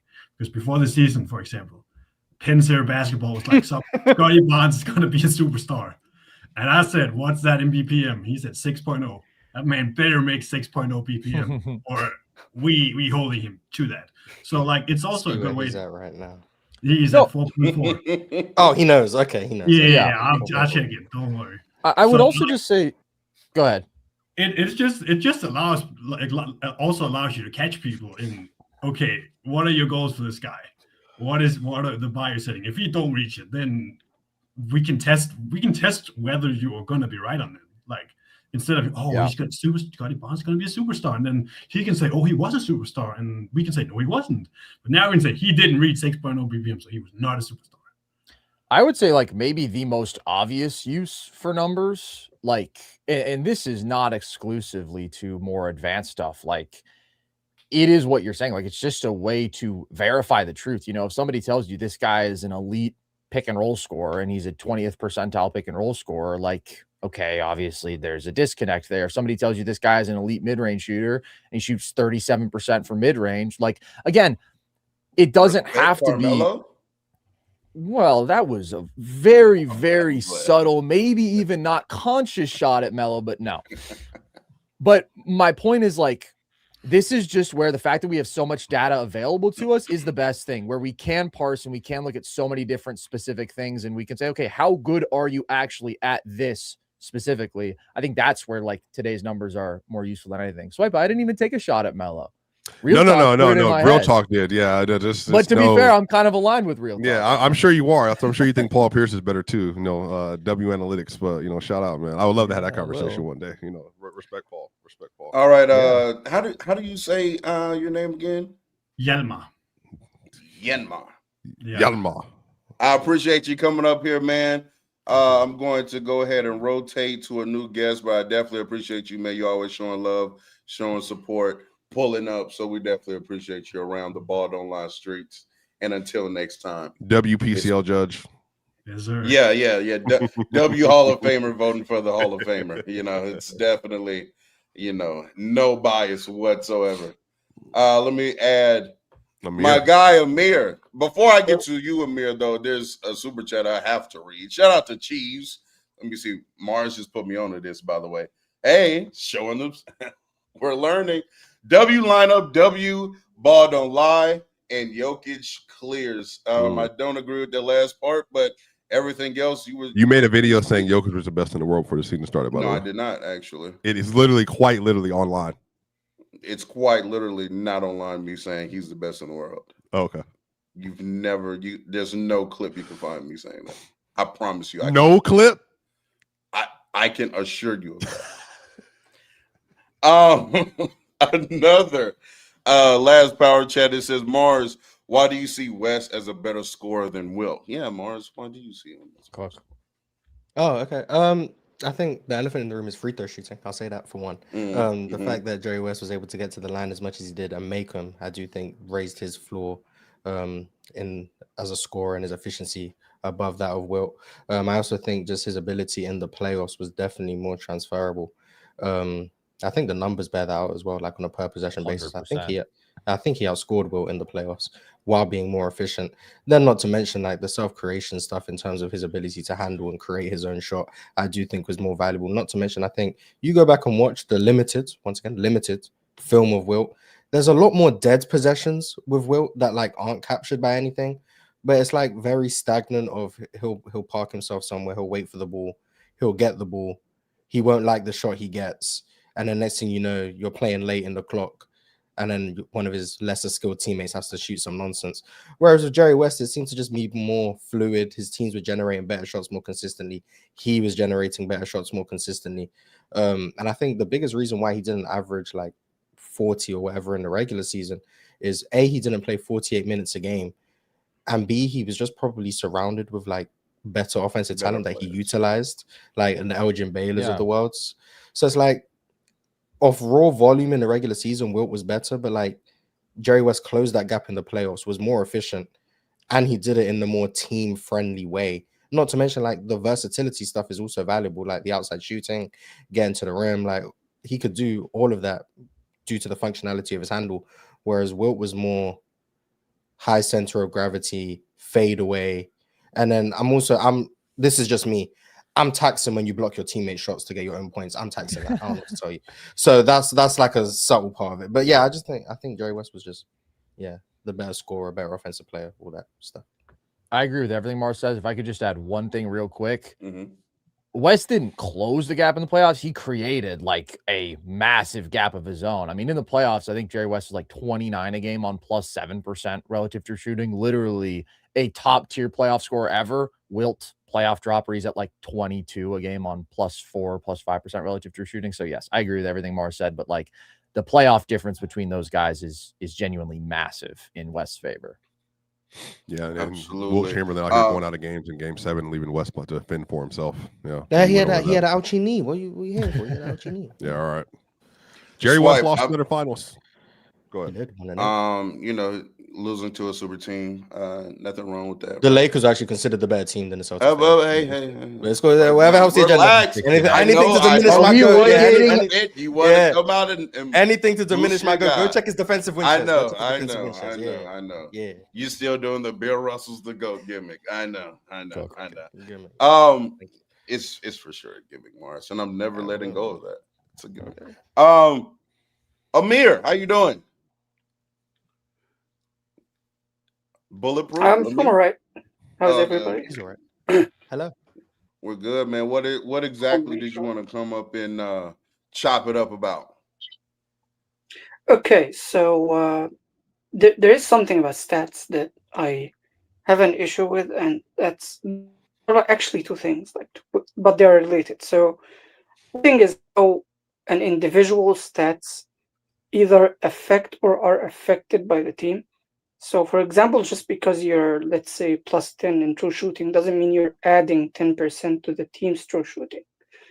It could be the opposite. Like you can be highly efficient because the team is operating through you in a way that makes you the most efficient player. For example, I've mentioned, I think before, the Suns when they acquired Devin Booker and Bradley Beal with KD. That team with those three, like all of them were very efficient on their own teams, but when they got together, the team didn't just improve by each one's relative true shooting. So, and even though they had Grayson Allen as well, who was very efficient, so like the team didn't just go ahead and become like 25 plus true shooting. Another part is, and also relates to true shooting, particularly this time because the previous point was more general. This point is more about how points are produced. I think there can potentially be a better stat than true shooting if people take into account the free throw production, because we know that you're way more likely to get fouled on a 2-point shot attempt than on a 3-point shot attempt.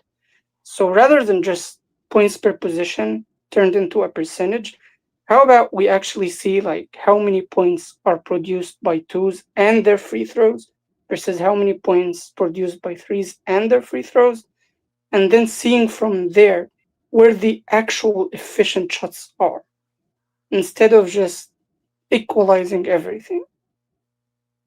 Don't you think that's effectively what 2-point percentage and 3-point percentage being separated do, though? No, 2-point percentage doesn't take into account the free throws generated by the 2-point attempts. So That's the you whole point. think, I understand, but it's a pretty safe assumption in most cases that most of the free throws a player generates are going to be on 2-pointers, right? I guess in my thinking, like that's incorporated in with 2-point scoring in most cases, like in all cases. Not in percentages, because the percentages separate all three categories. There are the 2 points, the 3 points, and the free throws. Yep. But when you know that most free throws are attempts that came from 2-point attempts, then that means the free throws, which is the most efficient shot, it's more efficient than the three, it's more efficient than the corner three. Mm-hmm. That free throw comes more from a 2-point attempt than it does from a three, right? Whether it's from the center or the corner or whatever. So I believe that if we take that into consideration, we look at efficiency completely different. I don't understand. Why would that I'm just gonna be change? honest. How we I'm look at not going to sit up efficiency? here and lie. I don't understand why that's better. Okay, let me try to explain it further. So a player who is more likely to get fouled, like most of the great ISO scorers, Correct, are not going to get better by attempting more threes, because that takes away from their 2-point attempts and thus from their free throw attempts. Okay. So when we keep that in mind and try to look at the efficiency, we're going to change the perception that threes are just more efficient than twos in general, because most of these threes are open precisely because that player can draw double teams, because if one guy is defending him, he's going to get fouled. You know, I see what you're saying now. Okay, now Yeah, yeah, like now I understand. Now okay. Thank So, you. for Synergy- example, synergy- like, okay, for an example, I'm guessing I'll try to use a player. It wouldn't be more efficient for Shea to shoot 11 threes, even though you're saying like via regular efficiency measuring, shooting more threes would lead to better efficiency, but it would take away how efficient and accurate he is at twos and producing fouls when he's attempting the twos. exactly, yeah. That's a very The good only example exception to because that is like James Harden, I guess, because like that man was managing to get So would 25 the free would throws and shoot synergy 12 threes. would the synergy be the answer here, that like you can look up your point per possession on depending on where you are on the floor, or shot types, or well, floor types, but then including passes included, and how many times you're fouled with that? 'Cause they do have that available for you to see. Like, if you're in a post, for instance, and you're adding in the efficiency of the passes connected to the shot as well. Like there are stats that kind of show that. But I yeah, think but I what wasn't talking about passing. Oh, okay, go on. Well, I was just going to say, I don't want to speak for you, Amir, but it sounds like what you're saying is pretty much making a more widely accessible stat that incorporates foul drawing into 2-point percentage and creates kind of a collective there. I think intuitively, most of us who watch the game closely, are aware of the reality that you're saying, but I think you make a great point in terms of first of all, having that precisely measured somewhere and having it widely accessible, because I do think there's this perception that threes are better than twos. And I think not only are you right that 2-point scoring is more efficient than perceived because of the strong correlation with foul drawing, but also, as you were saying, the most valuable shots on the basketball court are still at the rim, and it is the threat of that creates so many of the good 3-point looks. So I think that's a good idea. I think that would be interesting to see. Yes, and actually, the reason I thought of that even is some players' choices on the court seem to be affected by the idea that's just threes versus twos. Like you see how Luka plays, for example. Like Luka, and I was very high on Luka because of how he Yeah, scores. Like I he's was high on him too. I heard the past tense. but then Yeah, he's you like, guys are disgusting, but it's cool. no, I'm not out on him. I'm just saying he's opting for too many threes, even though he's more dangerous inside where he's getting fouled on literally every attempt, unless he's making it. Like sometimes he even gets all of these and ones. I'm not sure if he's number one in the league when he was doing that a lot, but I think he would have been, because it seemed like every shot he got fouled on was going in. Jokic He has seems an and to be one very, percentage of 6.6%, which I'd assume is quite high. So it's very compared to the rest of the league, I'm sure it's high. I don't know the percentage, but he gets But fouled, makes the shot Amir, for that. my question would be, isn't true shooting already to some degree capturing what you're talking about? Because in the two players that we have brought up, right, you're saying that you want to try to capture efficiency within twos in a better way. But we see how Shea plays, and he doesn't opt to shoot more threes, even though that would be technically more efficient. He still just plays his game. He gets to the mid range, he gets to the basket, he gets to the free throw line. He'll shoot about 4 or 5 threes in a game, and then he's going to make 3 or 4 of them, which is insane. But and you juxtapose that to Luka, who is playing a very analytically friendly game. However, Shea is still the more efficient player.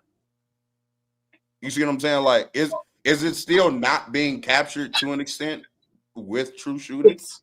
It's captured in principle, but still not as much as it would be if you actually have the percentage of points that are scored on twos and their fouls together versus threes and their fouls together, and looking at which shot is actually more efficient in general, like between the 2 and the 3 in general, not just where the 3 is shot or where the 2 is shot, because we obviously know that people get fouled not on long twos but at the rim when they're attempting dunks or layups, and that means that obviously the 3 is more efficient than the long 2, but also that doesn't change the fact that in times of the game, like when you're making the last shot and we've seen a lot of times the players opt to kick out to the 3-point shooter, even though the game is tied or down by 1. And that to me is stupid, because even that inefficient long 2 at the time was more efficient than the 3. But that's not my initial point. That's just an extra point that came to mind right now. But yeah, the initial point is, I think if we have a general shot that includes all 2s and all fouls on 2s, and then all 3s and all fouls on 3s, that would make teams themselves more aware of the fact that yes, we need to shoot more 3s than they were shooting in the 2000s and the 90s, but at the same time, we should stop like going crazy like that, because teams are going crazy. Let's not assume that they aren't. Some teams are just going crazy, and some players like Luka, like the middle, like there are many players who are opting for too many 3s. Yeah. Well, I would argue LaMelo probably needs to, because he's a bad 2-point scorer. But so like you're asking basically, correct me if I'm wrong, for like 2-point true shooting and then 3-point true shooting, where the 2-point, like all your 2s plus your fouls drawn, how many points are you scoring on all 2-point attempts versus how many points you're scoring on all 3-point attempts? Basically, have them both separated so we can actually know the true efficiency of both zones. Is that what you're asking for? Exactly, yeah. 2-point true shooting and 3-point true shooting. That's the perfect layout. I think that's available on like NBA. Is it? Yeah, somebody just put it in the chat. NBA RAPM, another stat I've been spamming recently to get nasty takes off. Yeah, I think that's available on there. So, but definitely enjoyed the convo, and you definitely made a compelling point as far as the judging efficiency and the scoring, different scoring areas. So, they actually do have it. They do have it there. Do have it. That's pretty cool. For anyone wondering, what is it called again? Is it called 2-point true shooting? Yeah. Yeah, it's called and 3-point true shooting. And I'll read out exactly what it says. Just so, it says 2-point true shooting percentage. Essentially, a player's inside the arc true shooting includes free throw attempts drawn on 2-point shots and in the bonus. Shay's 2-point true shooting is 68.9%. If you're wondering, his 3-point true shooting is actually 70.2. So, Shay, why are you shooting 2-pointers, buddy? Shoot 3s. That's what the numbers are telling me. Shoot nothing but 3s. But yeah, they actually do have it. The thing is, I've seen that, but I've never like paid too much attention. Never put it together that's what it was. Yeah, they actually do have it. So yeah, there you go. It exists. NBA, not sponsored by the way. NBARAPM.com. Yeah, not sponsored yet. But appreciate you, Amir. Appreciate you. Until next time, I bid you adieu. All righty. Swipe, I have a question for you. Hello, Hunter. How you doing? Oh, 2 Denver fans on the stage now. Okay. Yes, I have. I think we have all the Infinity Stones of the Jokic fans, including yourself, by the way. Absolutely, the number one fan of Jokic. Yeah, fact. Swipe. What is EPM? I know that is something that you used to reference a lot, and I didn't kind of get. I had Logan and Carson kind of explaining some different statistics while you were away at your other job. So I do want something explained by you. You know, you're a great orator, right? Great speaker. So what is EPM, and why do you think it's a valuable stat to look at? Well, I feel like the easiest way to say it is just it's a site for dunks and threes that tries to encapsulate basic plus minus, but then they do it basic plus minus data on a per 100 possession basis. And from there, they basically try to determine how much you're contributing each night. Could they have EPM per game? Each night, how much you're contributing to a team's offensive and defensive, what's the final word for offensive and defensive production on a per 100 standpoint. And so if a player, for instance, has a negative basic plus minus for a game, they're going to have a negative EPM. If a player has a positive basic plus minus, they're going to have a positive EPM on the site as well. So bless you. It just depends. Some of this is like, if you have a really good team, for instance, you'll have a lot of players with a positive EPM. If you have a bad team, you'll have a lot of players with a negative EPM. If you have a certain player that's really good on a good team, they'll have a positive EPM. And if a player is performing and functioning well, then I think their EPM typically is going to be reflective of that as a whole. Now, what it tries to take into account is just how much you're impacting in a season total. how well a team is performing offensively and then how well a team is performing defensively. That's why, for instance, this year, if you look at EPM, you can find players like Kristaps Porzingis and Kevin Porter Jr. They're all ranked in the top 10 in EPM this year. Jimmy Butler, I think, is ranked near the top 10 in EPM this year. Zach Edey is ranked well in EPM this year.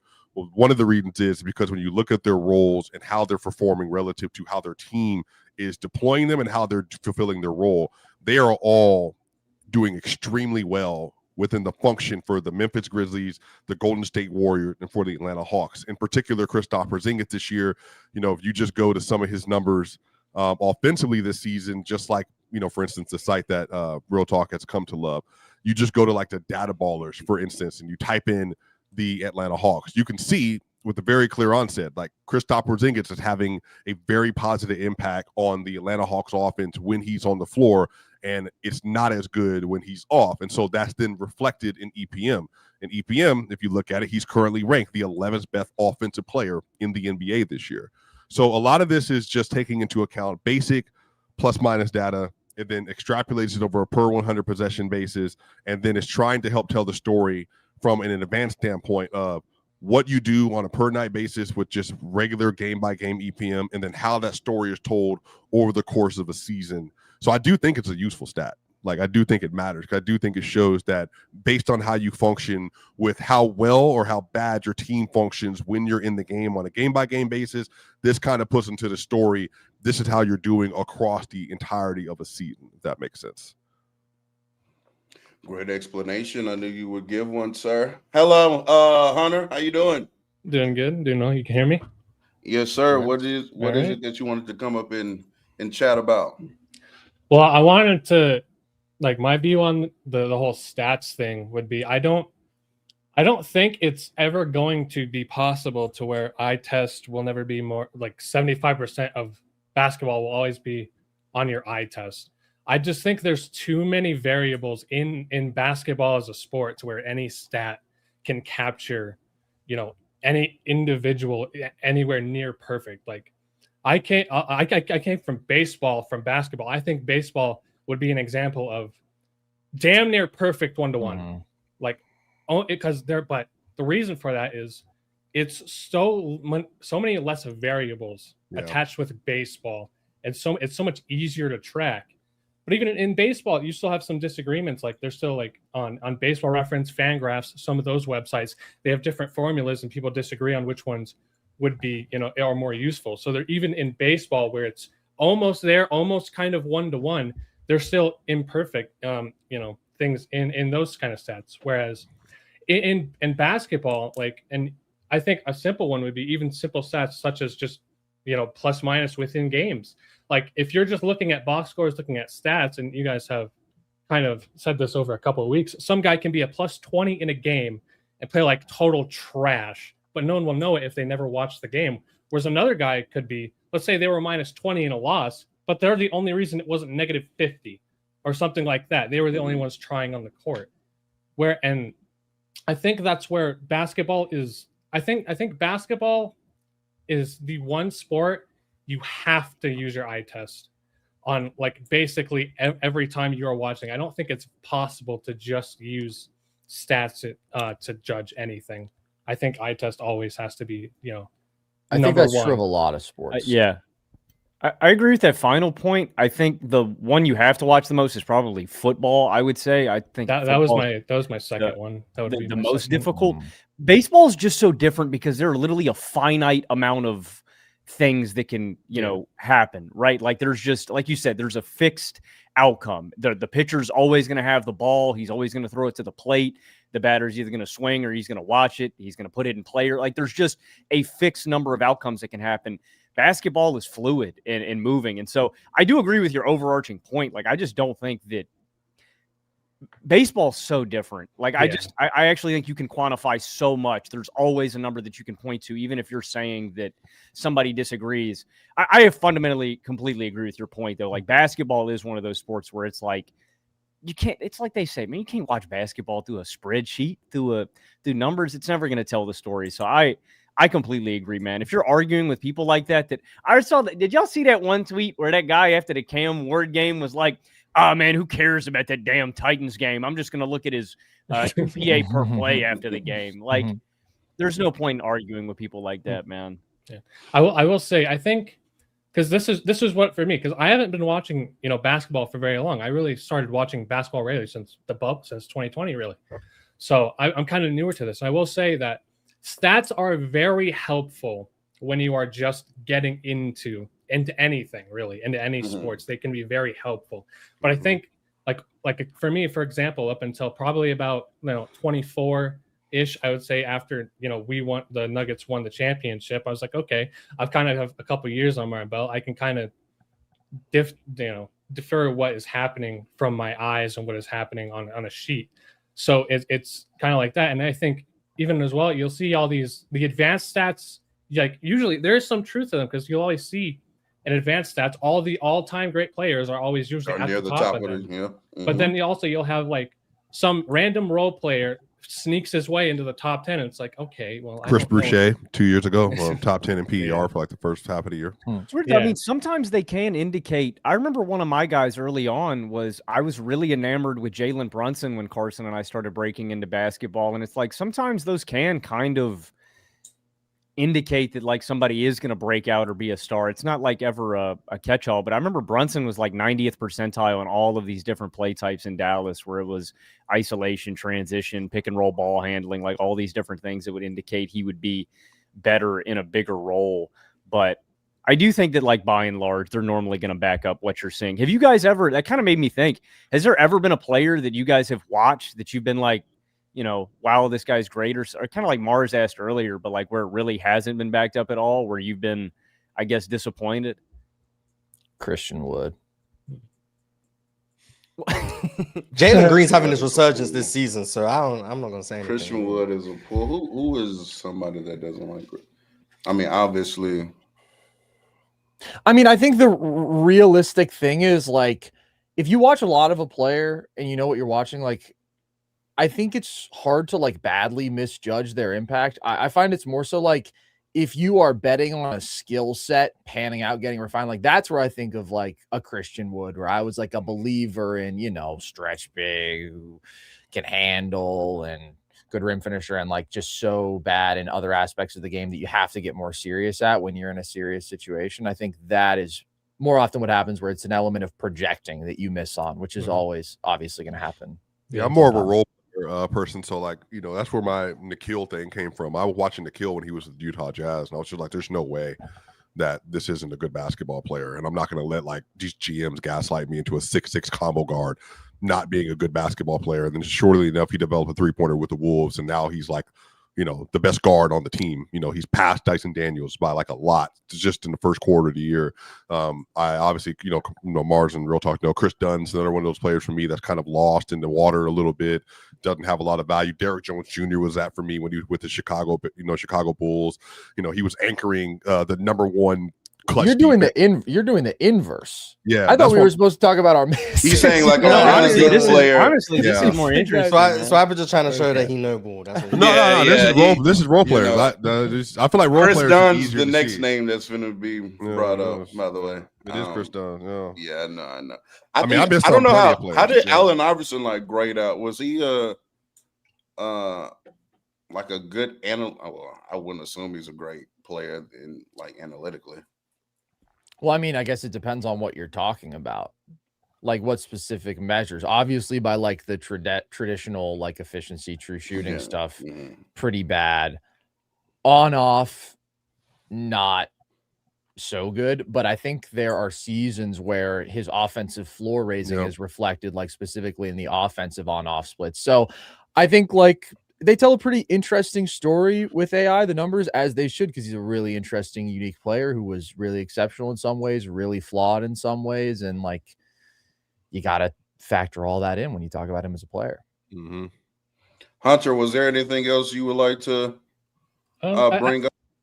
I guess I'll add to the point just a little bit more. I think play types will always, and play styles are always going to be left out mostly in these stats.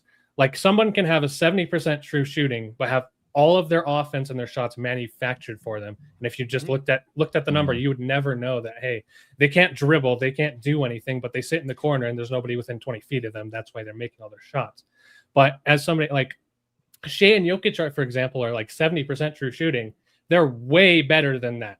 Like in terms of how they get their offense. Like for Shea example, he gets into so much ISOs and he's getting into his offense by himself, and his self-creation is so valuable. And the fact that he's making that many, he's exceeding what his true shooting is. And then Jokic, he's the most efficient player from the least efficient parts of the floor. So it's like, okay, he's taking really tough shots, but no one can come close to making up the clip, you know? So I think that a lot of the stats would come down to, they don't really judge based on how you actually play the game. It just says, hey, we see what you're doing. We're not going to take into account the guy 20 feet away from you, and that's supposed to be your defender, but you made the shot anyway. So, you know, here you go. And all that kind of things. There are numbers like that. Like if you go to an NBA.com like players page and you click on, I think, splits, and then I want to say it's under the shooting tab, like they'll tell you specific numbers like that, like how often, how many attempts a guy is shooting where he's open, you know, there's not a defender within 6 feet and stuff like that. But I mean, fundamentally, like, I don't know if there's numbers that are going to provide context like that. You really can't get that without watching the game. Well, there's on the data baller, what you can see though is like for Shea, for instance, he's getting per 100 possessions, creation true shot attempts. It just basically showed like per 100 possessions how many possessions he's actually creating his own shot, and so he's like a 19.5, which is, you know, 100 percentile. But then he's also like on those shots, he's shooting 11% better than the league average, which is also 100 percentile. So that's just stupid. It's crazy. Bro. I was about to mention that exact tool, Swiper. That's a great shout, because like I think it's super useful to go play type by play type, right? And that will tell you the same thing of, okay, how is this player getting their shots? But I also like that Data Baller has that like all encompassing, okay, when you're responsible for creating your shot, how efficient are you? How much are you doing it? And turns out Shea is the GOAT. Yeah, then just for real talk, just for context, you know, Giannis also this year, like he's, you know, 12 attempts a game or 12 attempts per 100 possession, but he's a plus 3.6. That's also 86 percentile. So that's still good. Like that's still, you know, that's still elite. That's great. I mean, obviously he's not. He said that's cute. Yeah, exactly. That's cute. Yeah, shout out to Giannis. Swiper always knows the stats that don't show Giannis in a favorable light. No, whoa. That's favorable. 86 percentile is favorable. What are you talking about? Right. Wait, hey, Mars, watch this. Hey, Swiper, what is Giannis shooting from mid range this year, and why do you just know this number off the top of your head? Because I know you do. I'm not saying now. Go ahead. Carson and Logan, he's upset that I was on Locked On NBA and I was going through Giannis's numbers, and I happened to look up that he's shooting not great from mid range this year, as opposed to 42% last year.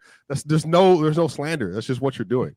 It's like, is Patrick Mahomes the best QB in the league this year, Carson Logan? No, but you know, it's just facts. You know, it's not like a.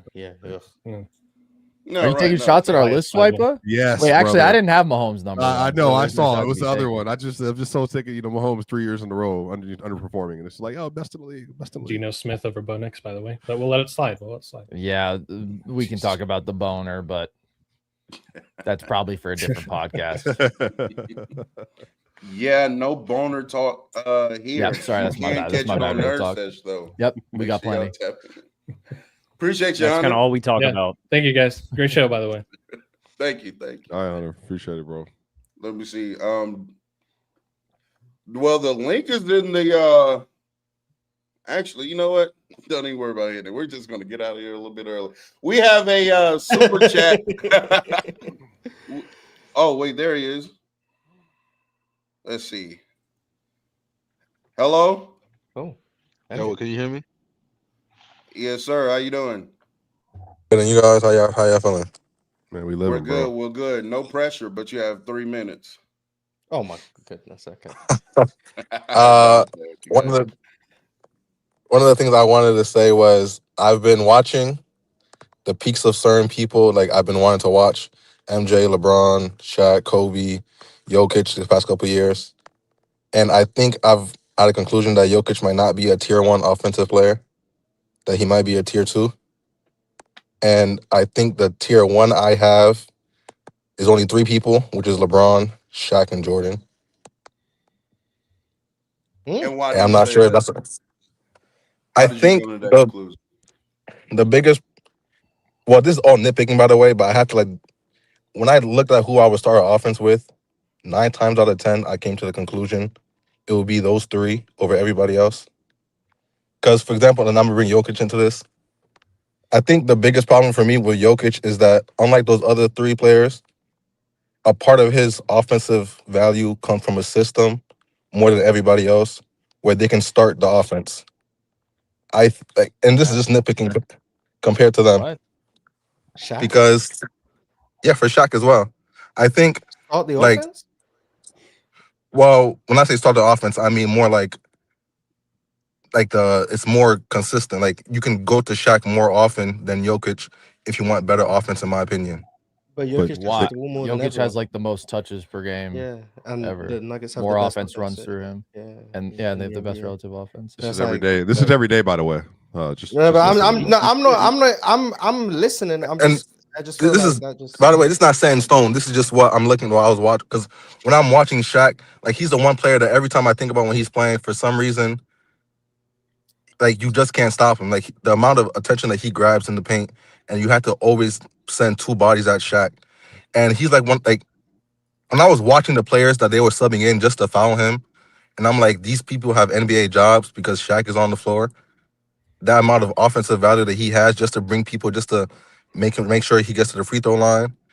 And when I get to Jokic, for every regular season he's had, Jokic I think is probably the best regular season offensive player until he gets to the playoffs. And every time I look at each year that he had, like 2023, I think he played worse offensively in the playoffs. I think in 2024, he played great in regular season. He played worse in the playoffs. He still played great, of course. He's still a great offensive player. 13 and 10 on 64% No, for shooting in the Is that 23 playoffs, I 23? think. No, yeah, but 20. Yeah, 23. I don't agree. No, but 24 in the first To be round. fair, I don't think saying Jokic played worse in the playoffs is necessary. Well, he definitely did Yeah. this year. I don't think No, that's I'm true like- for 23. I think 23 had the best level that offensive Jokic is playoff playing run offensively we've in seen. the regular season. I think That's what I'm saying. That 24 season is so. The reason no one counts the 24 years because he No did it one versus counts. Anthony Davis again. Well, because bro, he was like, what was? And I think in the first round of that year, he was like at 28-16 on like 69 or something like that versus Anthony Davis, like or whatever it was. Like, bro, he was like, Yeah. it was Well, and then monstrous. I mean, obviously the Wolves series got off to a slow start and finished on a low note. He did have like one of the best 3-game offensive stretches I've ever seen. But I would Yeah. agree that the last 2 years, his playoffs have been worse than the regular season, although I think he's drawn crazy tough matchups in the playoffs. But That's like fair. Mars is saying, that's also because he sets like the highest regular season offensive bar ever. And like that's pretty clear at this point. With Shaq is absolutely one of the most impactful offensive players ever. And what you're saying about him being unparalleled in terms of just like that paint force gravity, that's obviously true, right? I just think where Jokic takes the edge to me and pretty clearly is with his variety as an offensive player, with the fact that he is also one of the most overwhelmingly dominant paint forces we've ever seen. And no, it is not, I'm going to bury you under the rim like Shaq, but it is, I can get to a 65% hook shot, a 65% floater, touch shot, anything in the paint outside the restricted area is automatic at a level it never has been for anybody else. He's a great finisher at the rim, getting the free throw line at a really good rate now too. And then it's the totality of, okay, Shaq, I don't want to call one-dimensional because I don't think that's accurate. I think that he had good paint touch. I think that he was a good passer, but the layers that Jokic has offensively of this is a guy who we can run Iverson cuts for. This is a guy who is curling around screens and like is an elite mid-range shooter and is a 40+% three-point shooter now. And he's one of the 3 best passers to ever play the game. And he's an elite screener and offensive rebounder, great play finisher, great self-creator. Like the totality of what he does without even getting into the fact that the box score production, we've never seen anything like. The offensive impact metrics are the best we've ever seen. The efficiency is GOAT level better than even Shaq's. Like, if I were starting an offense with one or the other, I just think Jokic gives me even more paths to being genuinely great. Both of them are going to elevate their defense by a ton, but the versatility with Jokic is just absurd. One I just, for me, one of the things. Okay. Okay, go ahead, Jordan. Go ahead, Jordan. Like one of the things that Jokic's superpowers was like able to create layups that no one has, like out of thin air, where he's just playmaking and he just sees someone's open, boom, and he finds them. I think in the playoffs, when teams are able to stop that from happening, where his playmaking just knocks down just a touch, which is not a fault of his own. What I'm saying is like a big part of what makes him the GOAT offensive player in the regular season is that he's able to find these open layups to these open alley passes to his teammates to hit open shots. When in the postseason, it's taken away just a notch. Where I think with the others like Jordan, LeBron, and Shaq, I was saying that like they don't need that like to find open. Like, they can create that by like being that Shaq, for example, being the interior force, or Jordan and LeBron can get into the paint at will at any point.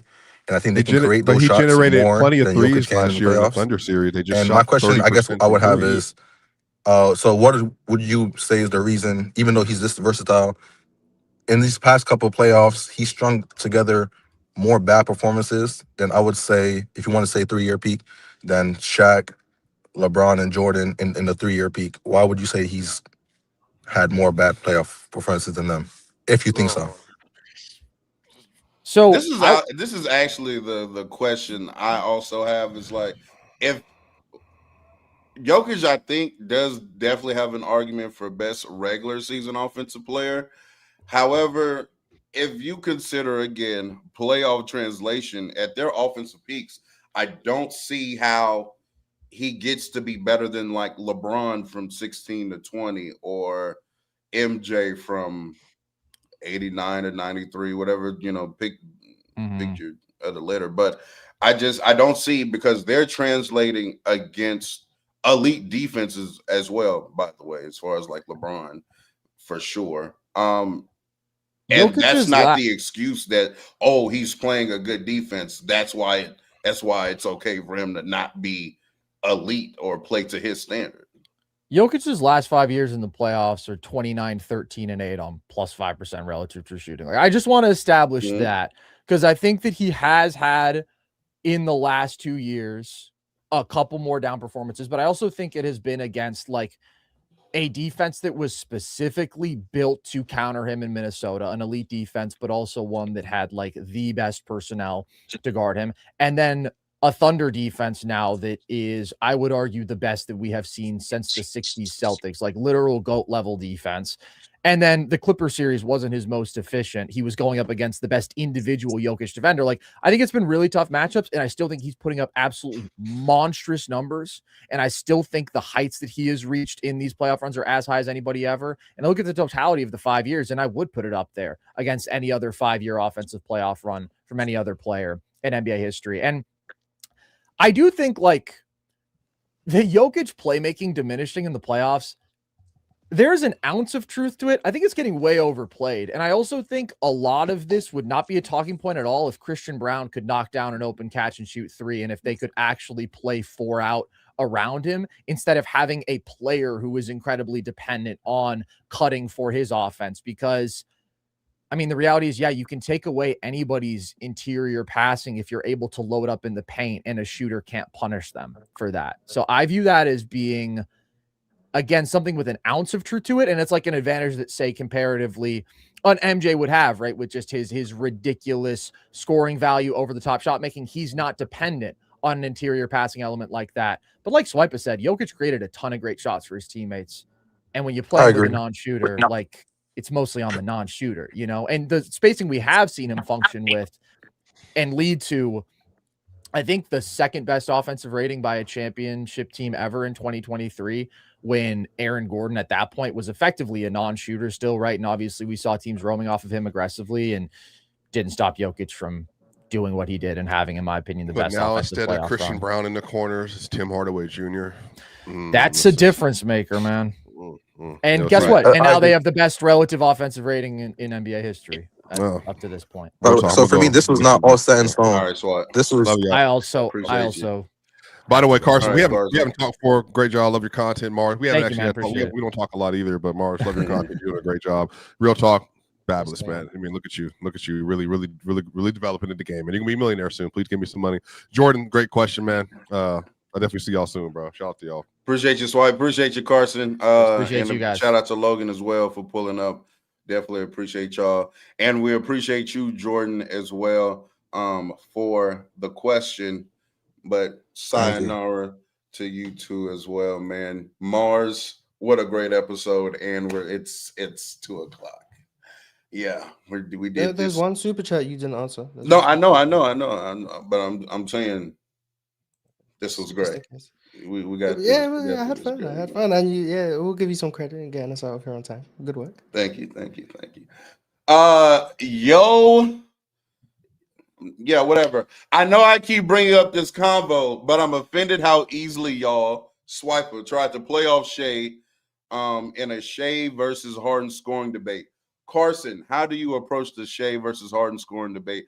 I'm sorry that we weren't able to catch Carson for that. I do remember that debate, however, and the truth of the matter is Shea does just need a little bit more, playoff translation in his repertoire in his bag, so we can, stop having this discussion. Basically, because he doesn't really have the like. What is his great stretch of playoff basketball for? Everybody brings up the time where he had the great Dallas series. It's like, yeah, cool. He was kind of mid against New Orleans first.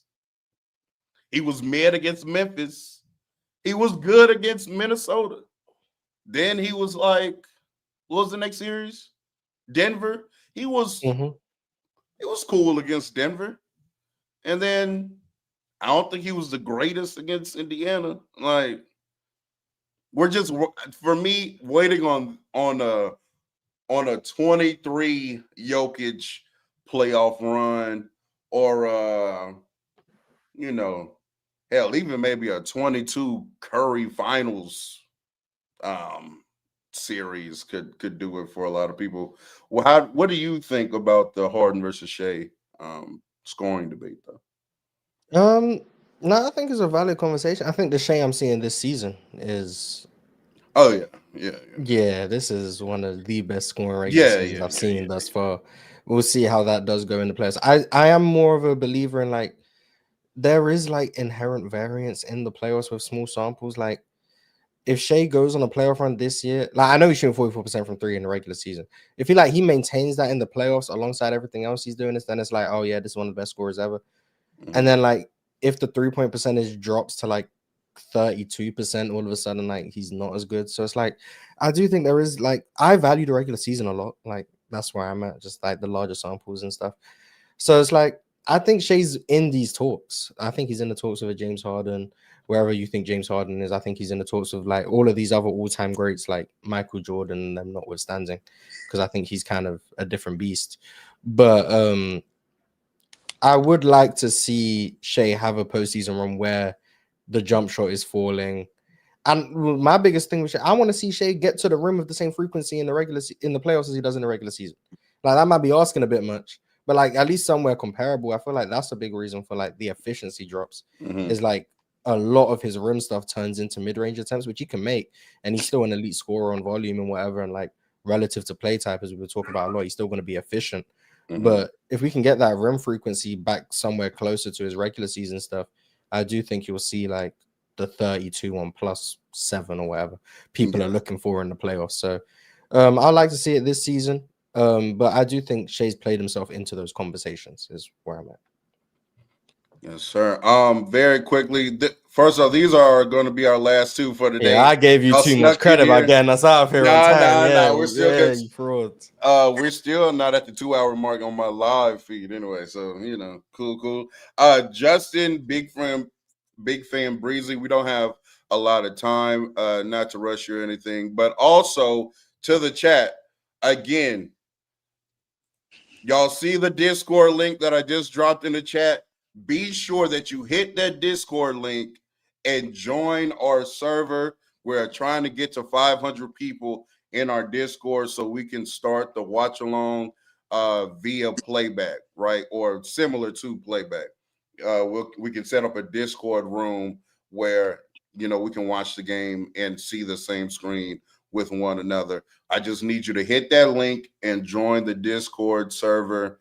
We have to get to 500 people. So if everybody in the chat hits the link, we will be there. And shout out to the 400 plus that we have held for a lot of this stream, by the way. Make sure y'all subscribe and like the stream. But what's up, big fan Breezy?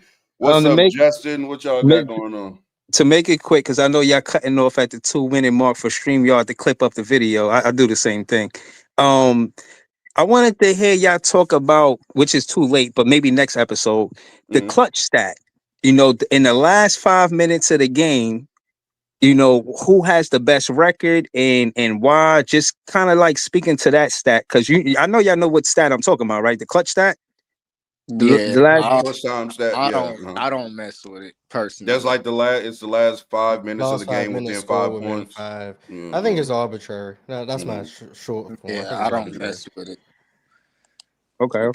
Because like, is it clutch? Is it not clutch if you are down 8 and then you hit the 3 to cut it to 5, and then like this is that not counted as a clutch basket or whatever late in the game? No, of course exactly. it is. Like that's what's crazy. It because clutch is all about a feeling. Like it's what you feel like was clutch. Really, I mean, like that's gonna be subjective depending on the person. Everybody not make gonna a 3 down 4 with 1 second left. All of a sudden you're clutch. That's like, Yeah, you cut the lead to 1 with 0.6 on the clock. Okay. What about you ain't done what anything. what about a clutch steal or a clutch block or rebound? Like stuff like that.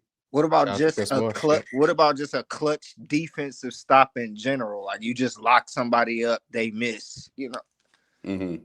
I agree. How There's that? Go you got 5 seconds, man. You got 5 seconds right now.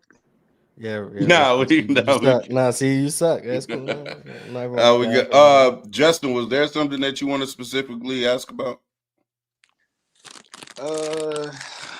With me, I mean, I ended up seeing the other episode, you know, with Ticket, but I kind of just wanted to build a little bit on, you know, the idea of like how does somebody pass somebody up all time?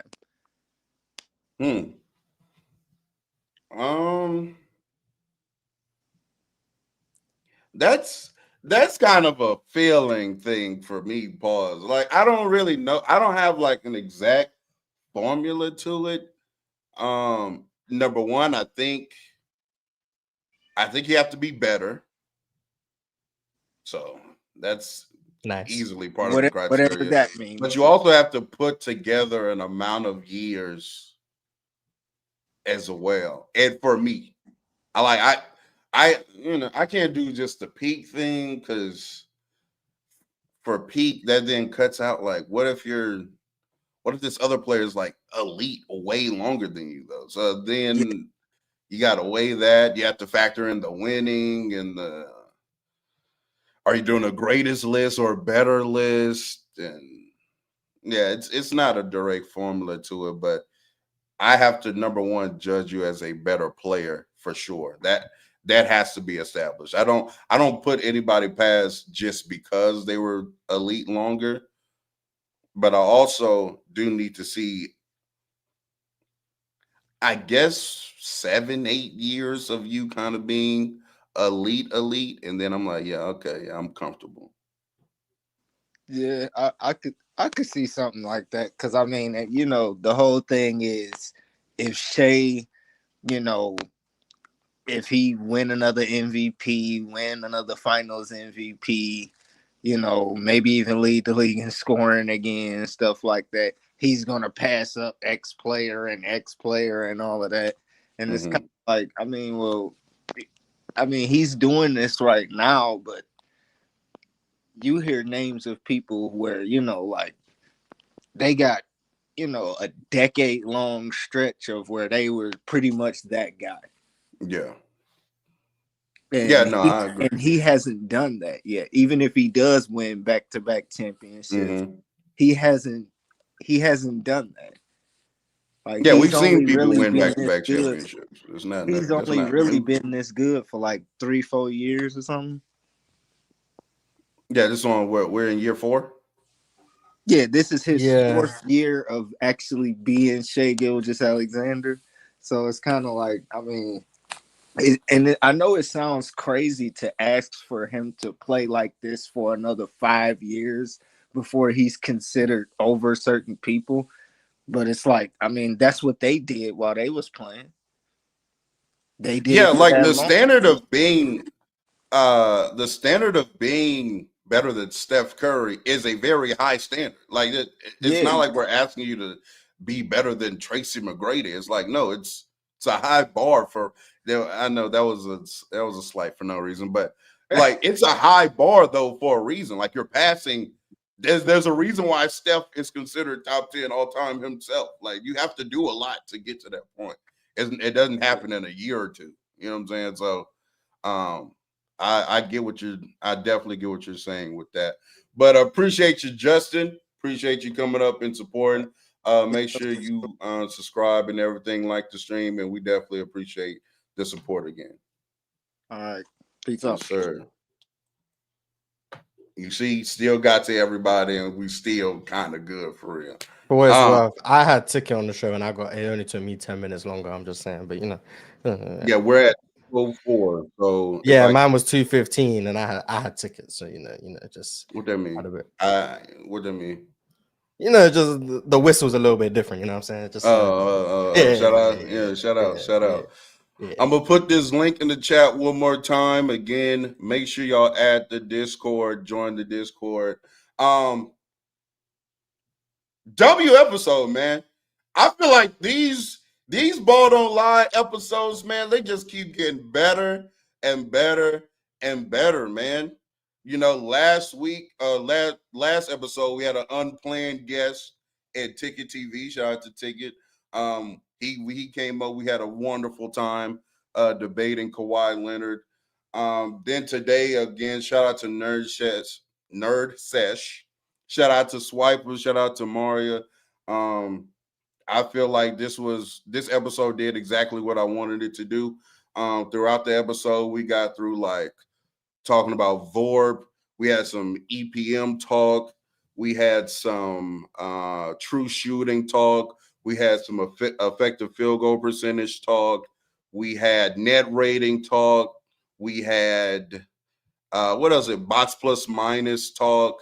So, again, I wanted to use this kind of as a glossary, an advanced analytics dumbed down somewhat, if you will. Not to say that, because I was learning as well, but just in its simplest form, and it can be explained and, it is still basketball, but at least let's try to understand the basketball. You see what I'm saying?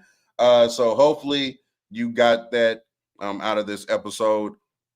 All of the links to everybody's channel that appeared will be in the description, by the way. Make sure that y'all add Mars's YouTube channel. Make sure y'all go subscribe because that's where the next episode of Ball Don't Lie will be, Wednesday, 3 Central, 4 Eastern. So yeah, Mars, do you have any last words?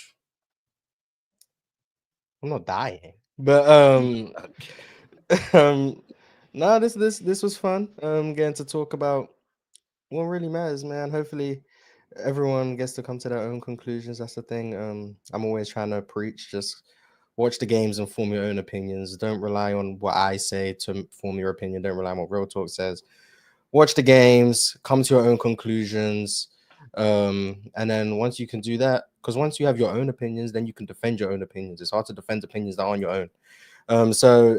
Yeah, do that. And then also, yeah, I'll see you guys on, well, hopefully you guys are on my channel watching the Hoop Talk podcast tomorrow. But for Ball Don't Lie, Wednesday, 4 p.m. Eastern, that's when me and Real Talk will be reunited for Ball Don't Lie. Should be fun. Tap in, all that good stuff. But yeah, Merry Christmas. Absolutely. Again, make sure that y'all tap into Mars. Check out Hoop Talk podcast with my boy John D. Shout out to John D. And again, shout out to everybody that joined us today. And again, their links will be in the description. But until next time, it's been real. Appreciate y'all for pulling up, man.